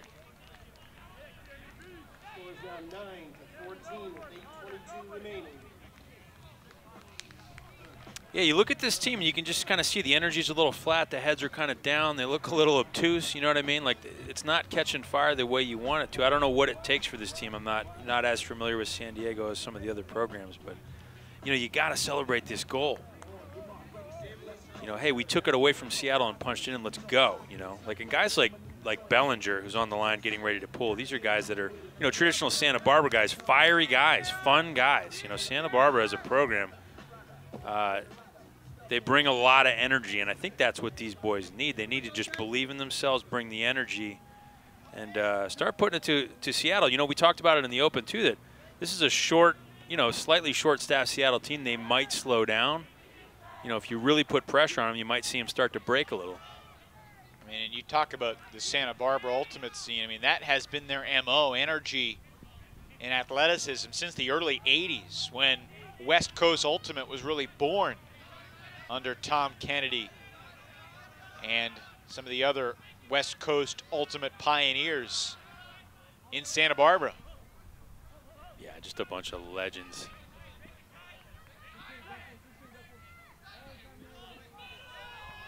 There was some contact underneath, and I think we're getting an integrity call. Casey Wu, the defender, and I'm not sure if the foul was called by the officials, but Wu certainly signaled one And Seattle's Bailey will keep possession of the disc. Cam Bailey, one of 4 members of the Seattle Cascades team that was on the original Seattle Raptors back when they joined the AUDL and before the Cascades franchise was reincorporated by the 5 Ultimate family. Who has a Seattle Raptors jersey out there? Time to break that thing out. Surprised you don't. Here we go. That's Bellinger. He's still got some wheels. Mr. Santa Barbara there, getting on his horse. Over to Bacon, another Santa Barbara guy. San Diego gaining momentum. 3 straight goals for the Growlers. And they're back within 4. Yeah, and there it is. You know, we talked about Bellinger, an energy guy. He makes the big, deep cut, runs this thing down and punches it in. That might just be what these guys need. I love Bellinger's forehand, though. Look at this. I've just never seen anybody throw a forehand like that who's an elite Ultimate player. But that's the way he throws it. It's really effective. He's got these kind of, I don't know how to describe his throws. He just kind of leans to the side and lets it rip. He's got one of the biggest backhand hucks you'll ever see. And it also, it's like, you know, when you see it from 100 yards away, you know it's him. No one looks like him. He attended San Diego Growler tryouts before last season. He was considering playing here, but he stayed with the LA Aviators, who he played with the past 2 seasons.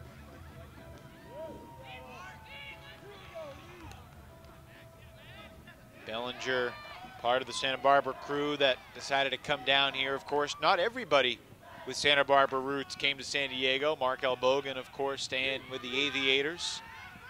He's questionable for tomorrow's game, hampered by an injury. Obviously, hope he plays, because I mean, you love watching DiGirolamo. I do too.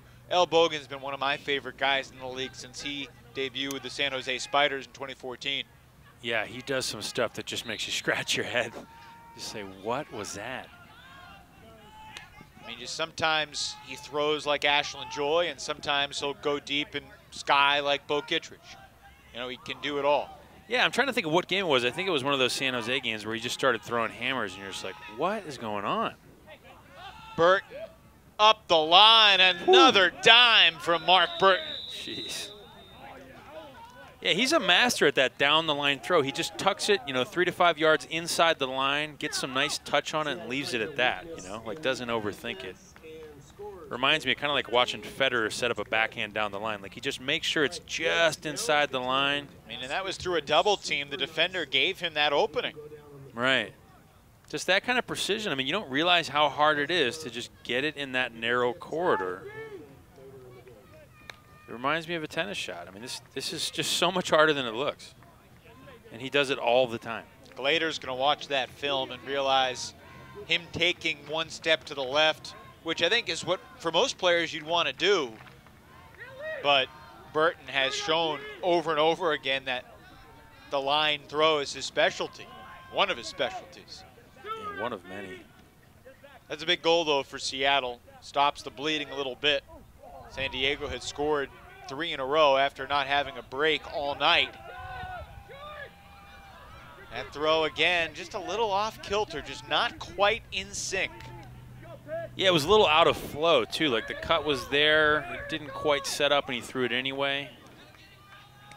Yeah, that does seem to be like a recurring theme here. Is just the cutters and the throwers aren't quite synced up. They're pretty close, and they're getting separation. They're making decent shots, but it never feels like it's fully in flow. I don't know what to attribute that to. Henry Fan bidding, but unable to come up with that low toss. Under 5 minutes to play here in the third. Growlers were down 3 after 1, down 6 at the break. Trying to get back into this. Looking to Ham. Doherty closing, and that disc sails out of bounds.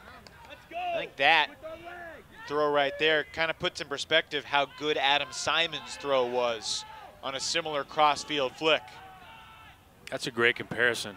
And look at Doherty just stab that out of the air. Called out of bounds, though. It's a nice job by both players avoiding a collision there, because Yeah. that looked like there was something bad brewing. That's true. Looked like WWE for a minute. Impressed by the defensive pressure that we're seeing from Seattle. I mean, every mark, every downfield cut contested.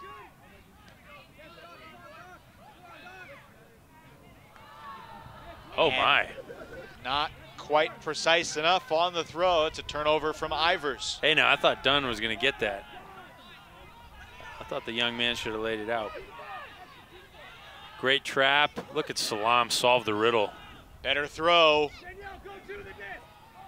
They've gone 74 yards in 2 tosses. And that will work. Into the end zone for Beaner.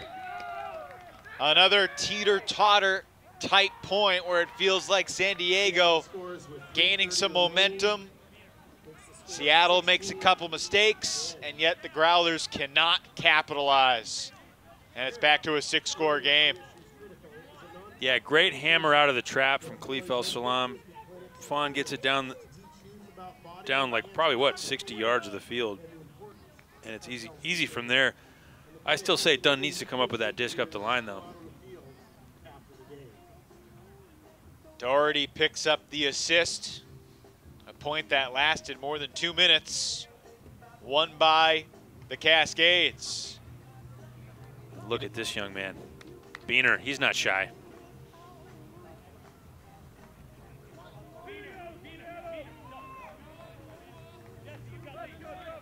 Played a lot of Ultimate. He told me before the game, he said, I've played 10 seasons in 5 years. Oh, wow. Which can wear on you. Another tough throw off the line, and great acceleration by Page. Beg your pardon, that's Purdy who got there. Oh, wow. And he threw it away. A little conservation of greatness there, perhaps, from number 55.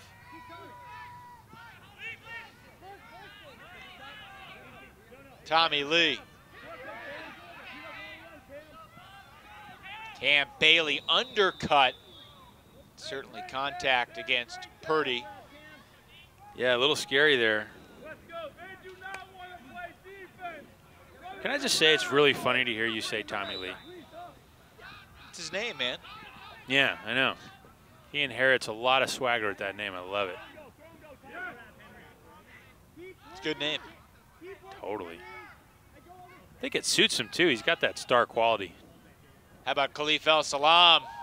Milking it and pounding the pylon.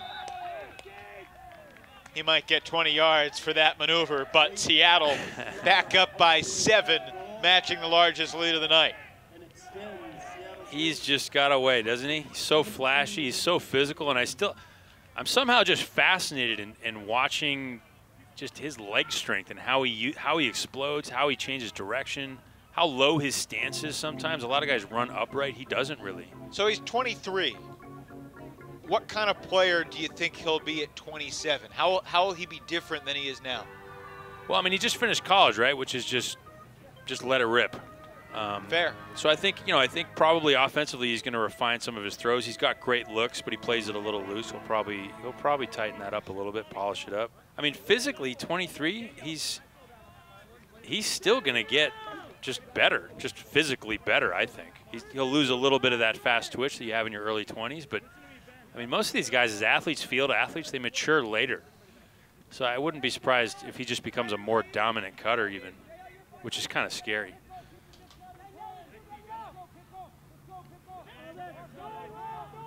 He's a guy, honestly, though, I'd like to see him settle into being more of a downfielder. I think he's so used to having the disc in his hands.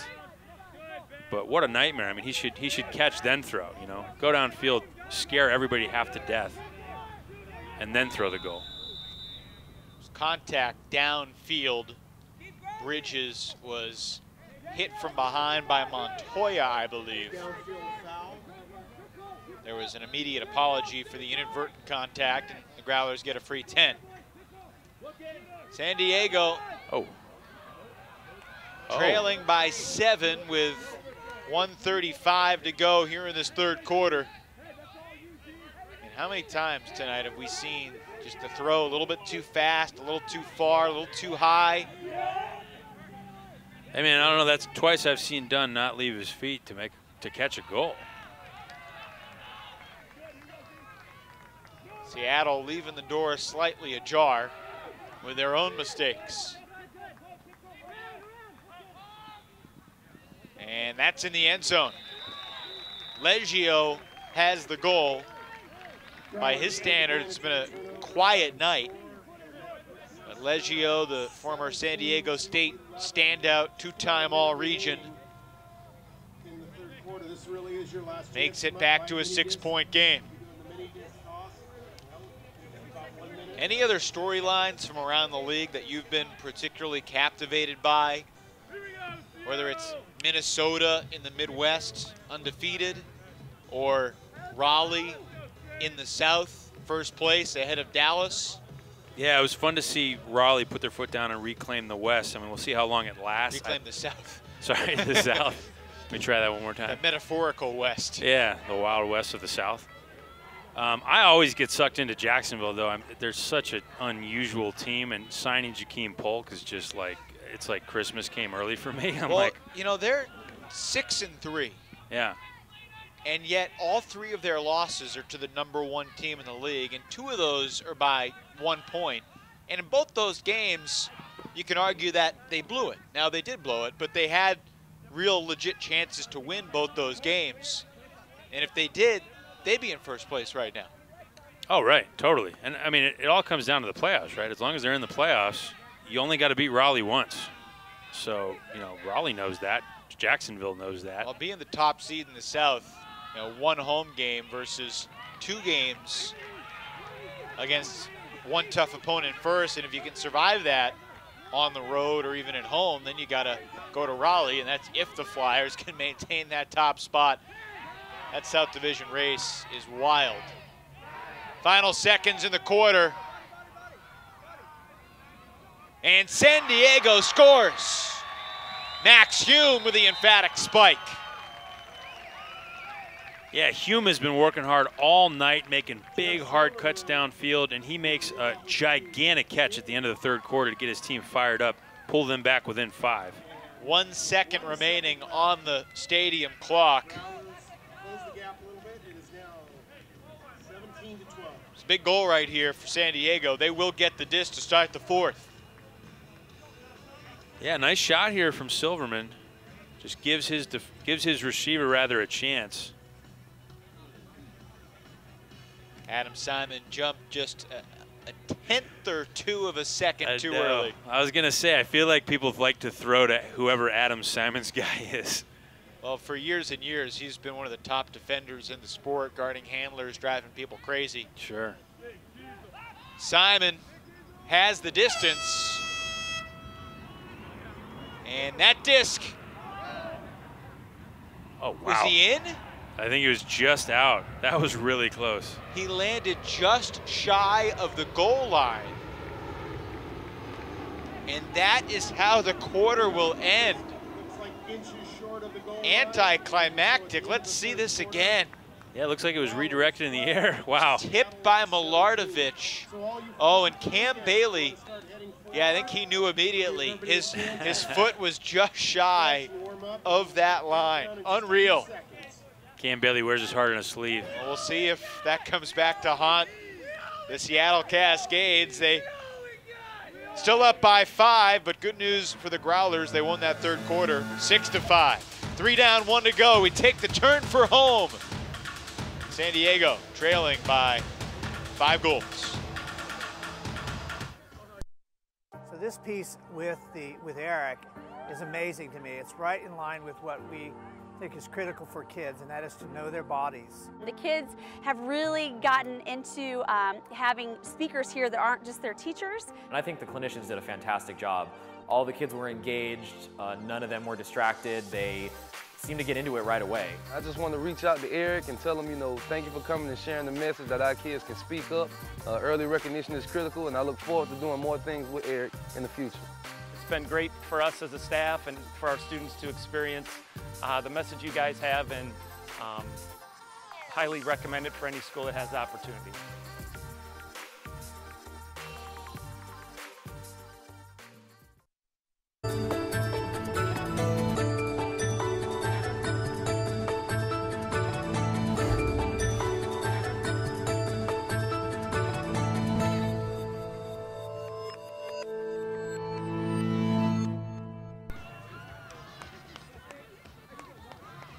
Seattle Cascades, their first 2-game road trip of the season. They had a road game at Vancouver, which they won. They had a road game at San Francisco, a one-off road game, which they won, knocking off the FlameThrowers by a single score. Trying to stay perfect on the road this season. They've lost a couple times. They've both been at home. Yeah, it's unusual. You know, when you look at San Diego winning their last 3 games on the road, it's just. I mean, every week you talk to players in the AUDL and they talk about how tough it is to play on the road. I mean, especially because of a doubleheader, but you know, whether it's a drive or a flight, whatever it is. And yet, week in, week out in 2017, we see wacky stuff happening around the league. Last week, you saw the Chicago Wildfire knock off Pittsburgh. You saw the Philadelphia Phoenix knock off DC. Yeah, this season has been very unusual that way, hasn't it? I don't know if it's just attributable to parity or something else, but so many weeks where you just are shocked at the results. So what's the recipe here for San Diego in these final 12 minutes, Chuck? I mean, just let it rip, right? You're down 5.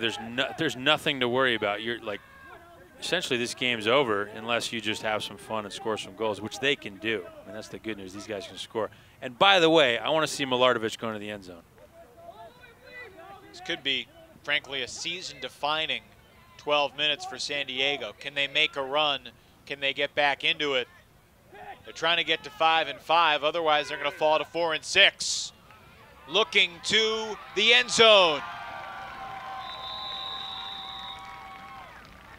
Hunter Corbett walking a little gingerly, but he scored the goal. Yeah, good-looking shot there. You can tell there was no hesitation. Just let it rip. Corbett tracks it down. Growlers 13-17. The winner was just 165, which is Steve. And I think, you know, as long as they're pressuring on D, you know, they have to make Seattle work. They have to make Seattle work. This is a big field, and this is a long quarter, and this is a team that doesn't have that many subs. Make them work and keep letting it rip. Even, you know, these deep shots, most of them are going to work because they are getting separation.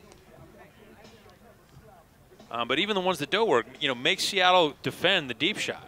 It's interesting. I didn't see anything awkward from Corbett there. Maybe he's just walking because he's not on the grass and he's in his cleats. Hopefully we'll see him back out on the field. Didn't see anything watching that replay several times. So now Seattle. Can their offense do what it's done most of the night? Just take care of business. Simon back to Randolph. He needs a cutter. No one really did anything for him, but finally he squeezed the lefty backhand through. So great pressure from San Diego. No easy resets. Not a lot to look at downfield either. Kevin Stewart, San Diego coach, said before the game that bothering their handlers and not giving them resets would be the key. How about Bryson Simon Fox? The basket and the foul. That was pretty impressive. I think that was Chicken doing what he does, which is just throwing those. Throwing that away. No, I'm sorry, that was not Chicken. But here's the away flick, turning over, coming in really quick. Defender's actually in position to make the play, but it's so quick. The timing is so good that by the time you realize what happened, it's over. This is Brad Hauser. Hauser. Chicken-esque. Indeed. Hauser turned 26 a month ago. Unreal. I mean, these ages, it's unbelievable. It almost makes me wonder if, you know, when like when NBA players started coming right out of high school, they would slow down a little sooner. It almost makes me wonder if the Masters division is going to become more of an old man's league as these guys who have been playing on Seattle pro teams since they were 16 age out at 28, you know.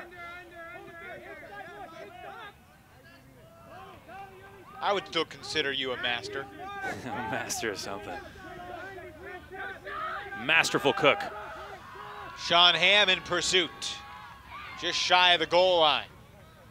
And a quick flip to Jesse Cohen. Hey, don't look now, but they're having some fun, folks. Cohen, quick nap, quick power nap. He's recharged, ready to work. I mean, this is it, right? No thought, little tap, push pass, let's grab a nap. Just to note, Hunter Corbett was back on the field for that point for San Diego. That is good news.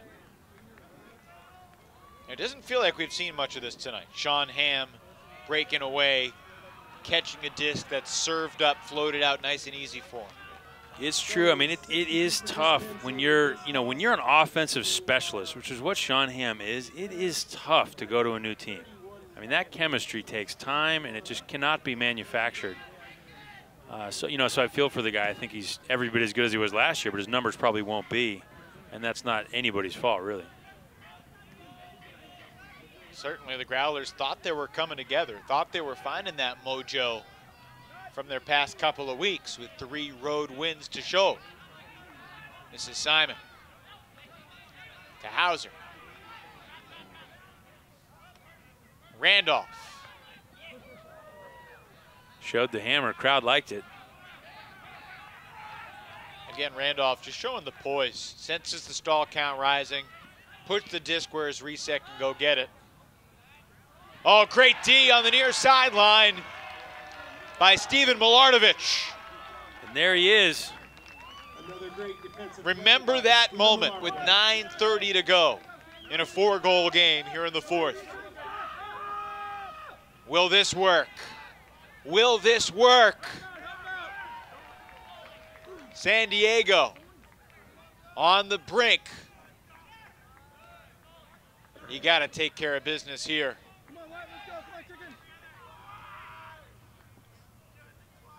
The Growlers are within 3.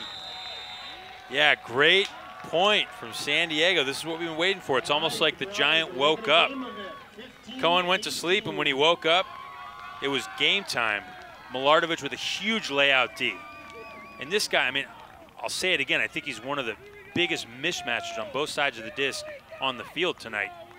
Big layout block here, and this is a giant momentum switch. Look at how far in front he was on that D. You don't see too many beat Burton to the disc the way Milardovich just did. No, it's like guys are in slow motion. And with his length, with his ability to leap, and like I said, make these tiny adjustments right before the catch, right before the D, it's very unusual, and guys aren't ready for it. Wonder if that was intended for Purdy. You saw a little indecision there, but Silverman picks up the assist.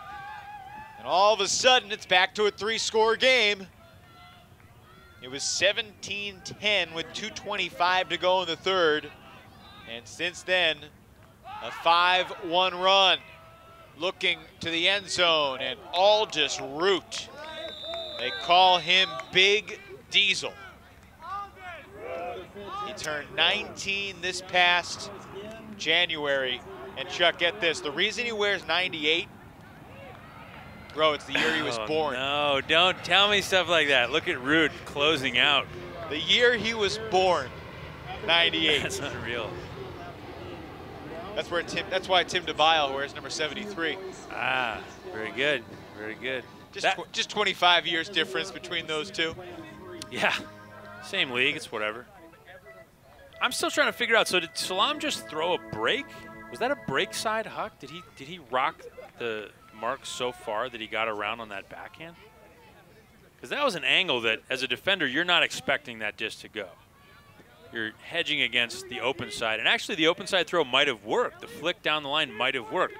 But Salam comes all the way around and just guns it to the back. That's devastating. San Diego back on offense. 8.5 to play.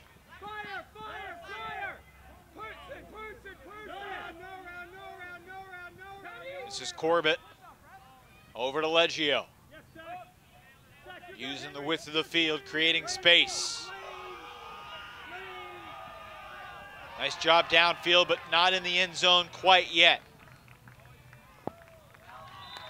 And Corbett comes and gets it. Growlers strike quickly, and once again, the game is full of pressure. I think this game's going to come down to, in these next 8 minutes, can San Diego simply take care of business quickly on their O points? Yeah, they're moving at a different speed, and we're seeing that their defensive pressure is starting to wear on Seattle. I mean, El Salam made a huge play on that last possession. Big bombing backhand to the end zone there, but they're forcing them to make just great plays to score. And that's not what we saw the first 3 quarters. It's not what we saw. If you can hold in 45 seconds or less, that last possession took 33 seconds off the clock. You hold fast, you give your D-line more chances to break, because you need 3 breaks to tie this thing up. Yeah, get the D back out there. Let him carry that momentum. You see Hume running down. Dan Belger bringing the energy. This is Randolph. Randolph. High throw, tough catch, Bailey. Man, Bailey's fun to watch, isn't he? He's wiry and plays like a rubber band, just kind of bouncing around. And there's the turnover. Yeah, tough throw there. Timeout called from the San Diego sideline. Burton is furious. Mark Burton is furious. San Diego back on offense. You see Seattle's sideline trying to stay positive. Especially important when, let's be honest, you can feel the momentum pendulum swinging in San Diego. No, absolutely. This is an interesting thing to watch because this is a very high-level team with pretty well-developed chemistry. You can see the fire from Mark Burton, one of their leaders. You can see the energy kind of shift. These guys look serious. But like we've said, you know, Seattle's best stuff comes when they're loose, when they're having fun. So always you're pushing towards that. Guys, we want to refocus. We want to pick it up a couple notches. I know you're tired. You need to run. And then we need to celebrate. When they score, we need to celebrate because that's what we do. That's Seattle Ultimate. Hunter Corbett will pick up the disc. Matt Parisi, Sean Hamm are his closest cutters. Leggio, the reset handler. And Seattle's Bryson Simon Fox ready to mark. Full moon tonight here in San Diego. They always say that weird things happen when the moon is full. No doubt. 7:38 remaining. San Diego has not been within 2 since the score was 5-3. Feels like a long time ago. Yeah, it does.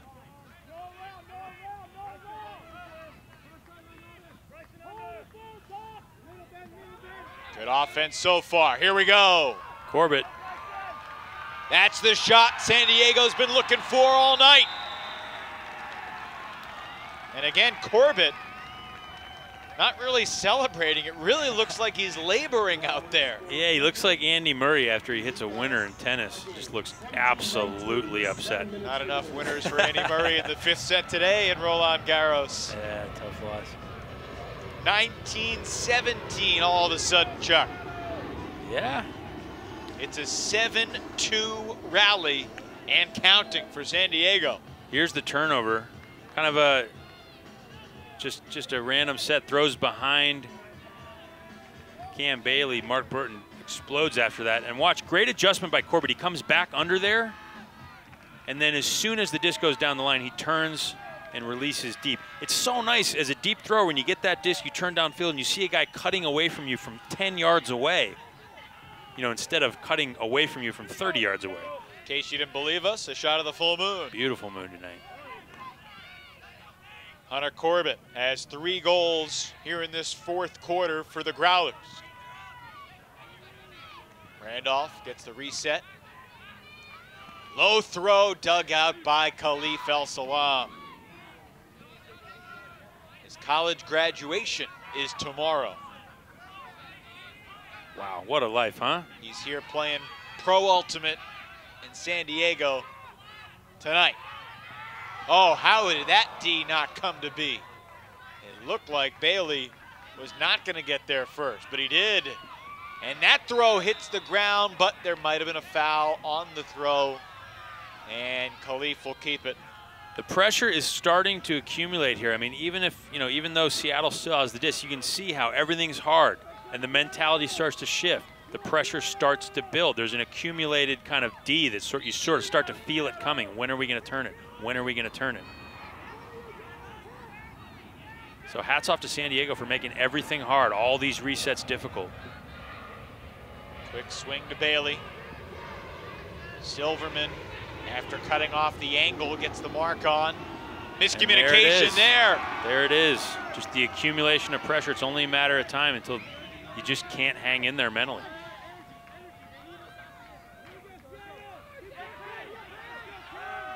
Looking big, thinking big. San Diego to Bridges.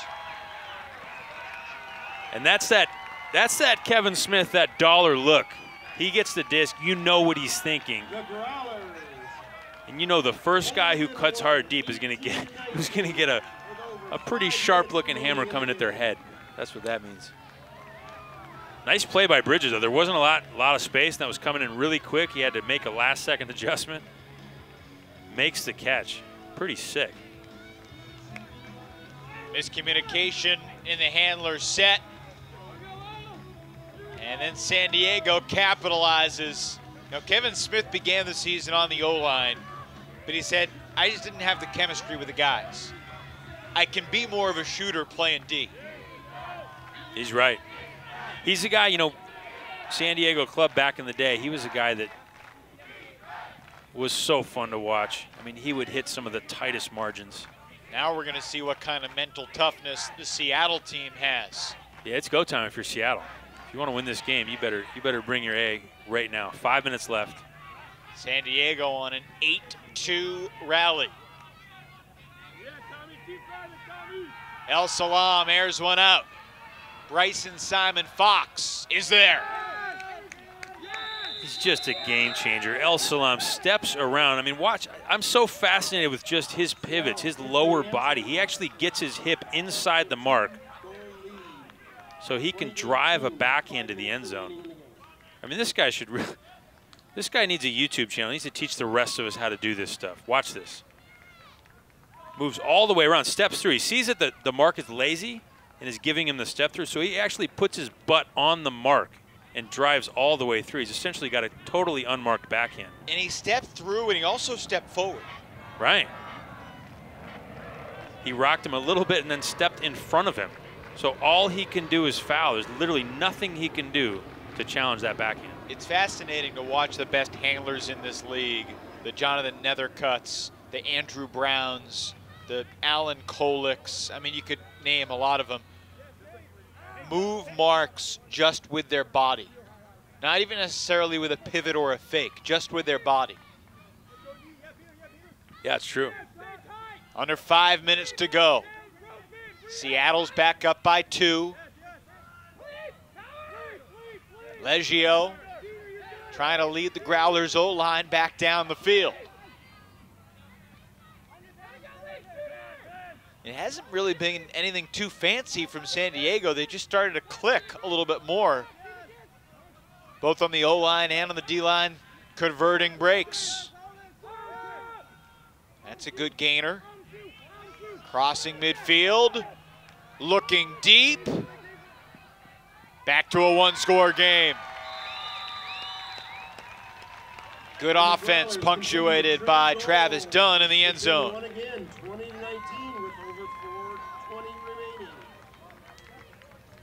This is fun. To be honest, I didn't expect this to be a one-goal game with 4:20 to play. Yeah, when we were watching the warm-ups, I'm just looking at these two rosters, I'm looking at these two teams, and I sort of expected San Diego to just run all over these guys. Nothing against Seattle, but I thought they were outmanned. Well, coming into tonight, I thought it was going to be a close game, but with 2:25 to go in the third and Khalifa El Salam score to make it 17-10, at that point, did not see this becoming a one-goal game, but since that point, in basically the last 10 minutes of game action, it's a 9-3 run from San Diego. And there's still a lot of time left. Now, it all depends. These last 4 minutes and 20 seconds, could be played in 2 or 3 points. We could be played in 6 or 7 points. You never know. A lot of energy from San Diego, though. Bacon off the backside, runs through for the D. Well read, well timed, veteran maneuver from Bacon. The only time this game was tied other than 0-0 was 1-1. With 8:48 to play in the first. And that throw from Page, not enough float. Intended for Wu.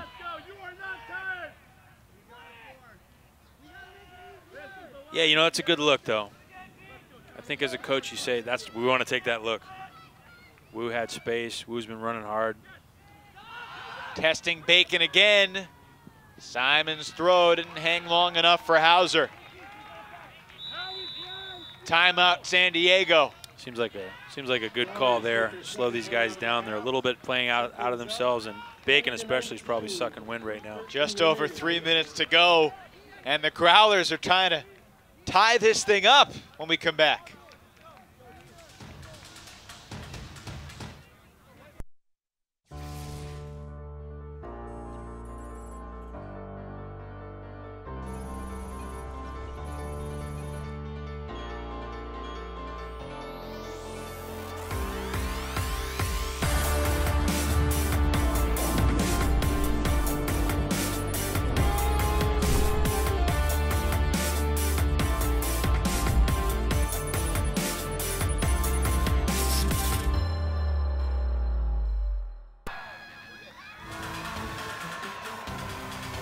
Seattle 20, San Diego 19 with 3 minutes and 13 seconds remaining here in the fourth quarter. Seattle has basically led wire to wire, and the advantage was as large as 7 late in the third quarter before San Diego stormed back behind Hunter Corbett and others. Yeah, San Diego has the luxury of essentially being able to just put their foot on the gas the rest of the way. They got a lot of legs. They got a lot of guys who are ready to come in and run full speed. Seattle does not have that luxury, and especially if you're going break after break after break, their O-line is just tired. Corbett goes up the line, connects with Leggio. They sacrifice a lot of yards to get the disc back into the hands of Corbett, who sizzles the throw forward, juggled but caught. And San Diego needs to settle down here. Just keep resetting the disc. Don't get ahead of yourselves. Your cutters are fresh. Your cutters are going to get open. Travis Dunn, Sean Hamm. San Diego can taste it. And we have got a tie game. 20 all, 2:30 to play. And Corbett, again, looks hurt after destroying an entire team with his offensive prowess. What an outstanding player. It's really bizarre what Corbett's doing. Yeah, I mean, his teammates say he should be the MVP, and you see why. I mean, that's open side on the end zone. He looks in so much pain after each score, but during the course of play, he looks as healthy as a cat. Yeah, and I mean, you know, anybody who's played in a big game knows how hard it is to get wide open on the open side right near the end zone. Everybody knows where you're going. Everyone knows where you want it. And he's so open, he can slow down and like clap catch it, put his hands on his knees. I mean, he's just doing work right now. Page with the pull. If San Diego breaks, it would be the Growlers' first lead of the game.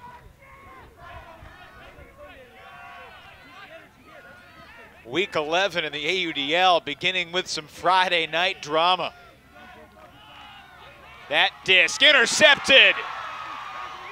Page picks it off as the deep in the zone. Page is fiery, isn't he? It goes both ways. It has been half Cascades collapse but I'd say even more so, a San Diego surge. Growlers take the lead. With 1:47 remaining, the Growlers take their first lead, 21-20, overcoming a... Ladies and gentlemen, San Diego is a problem. When these guys aren't beating themselves, you are in for a long night. They've got so much talent. They've got so much depth. With the infusion of that energy and that talent from Santa Barbara and all these gamers out of the San Diego scene.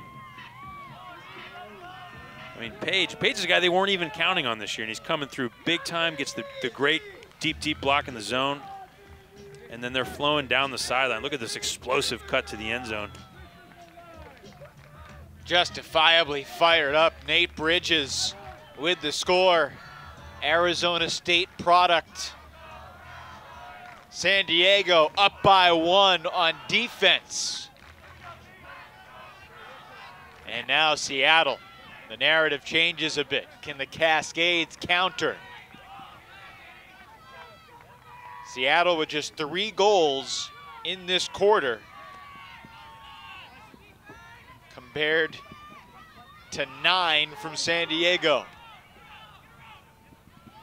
Saw Salam go deep, bring it back under. I would love to see a deep shot go up to Khalif. So I think that's kind of what they need. They need heroics. They're not going to win just on running. They need some big boy plays, and Khalif's been making them all night. Well, he has to sky for the under to keep possession alive. Fans throw, knocked down. Great defense from San Diego. Relentless, and that was Milardovic again. Of course it was. But a mistake on the swing. That was Kevin Smith's throw that was too low. Fox with 40 seconds to go, goes cross field. Burton cannot get there. The clock will stop at 30. Wow, 30 seconds. And now San Diego trying to run this thing down. They just need to play catch. Seattle has to force a turnover here. Growlers do not have a timeout. You cannot give a reset up. Cannot give up the reset. Down to 13 seconds. Just chucking it deep. Silverman's gonna get there with 7 seconds to go. Talk about snatching victory from the jaws of defeat. The Growlers do it here tonight. 21-20. Unbelievable comeback. Growlers are down 13-7. San Diego gets their groove back in the 4th quarter, stringing together just a run of breaks that is unlike anything I've really seen from this team. So much heart, so much composure, and just tons of fire and passion, nonstop belief. Looking at Corbett, one of the guys who really made it happen for them, and just so many guys stepping up. This is an exciting statement game for a program in San Diego that has real potential, you know, to be a marquee team in the league. And there's Milardovic, a guy that I can't get enough of. Number 11, Steven Milardovic, unreal.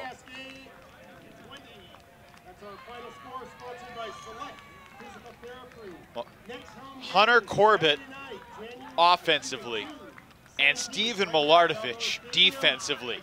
Remember, we talked about it with about 9.5 to go. The score was 18-14. Milardovic had that D at the left end zone on Burton. From that moment on, it was all San Diego. Yeah, they carried that momentum, and you know, Milardovic is on another level. We saw him just absolutely baiting people on D and then laying out probably a full 4 to 6 inches in front of the guy for the D.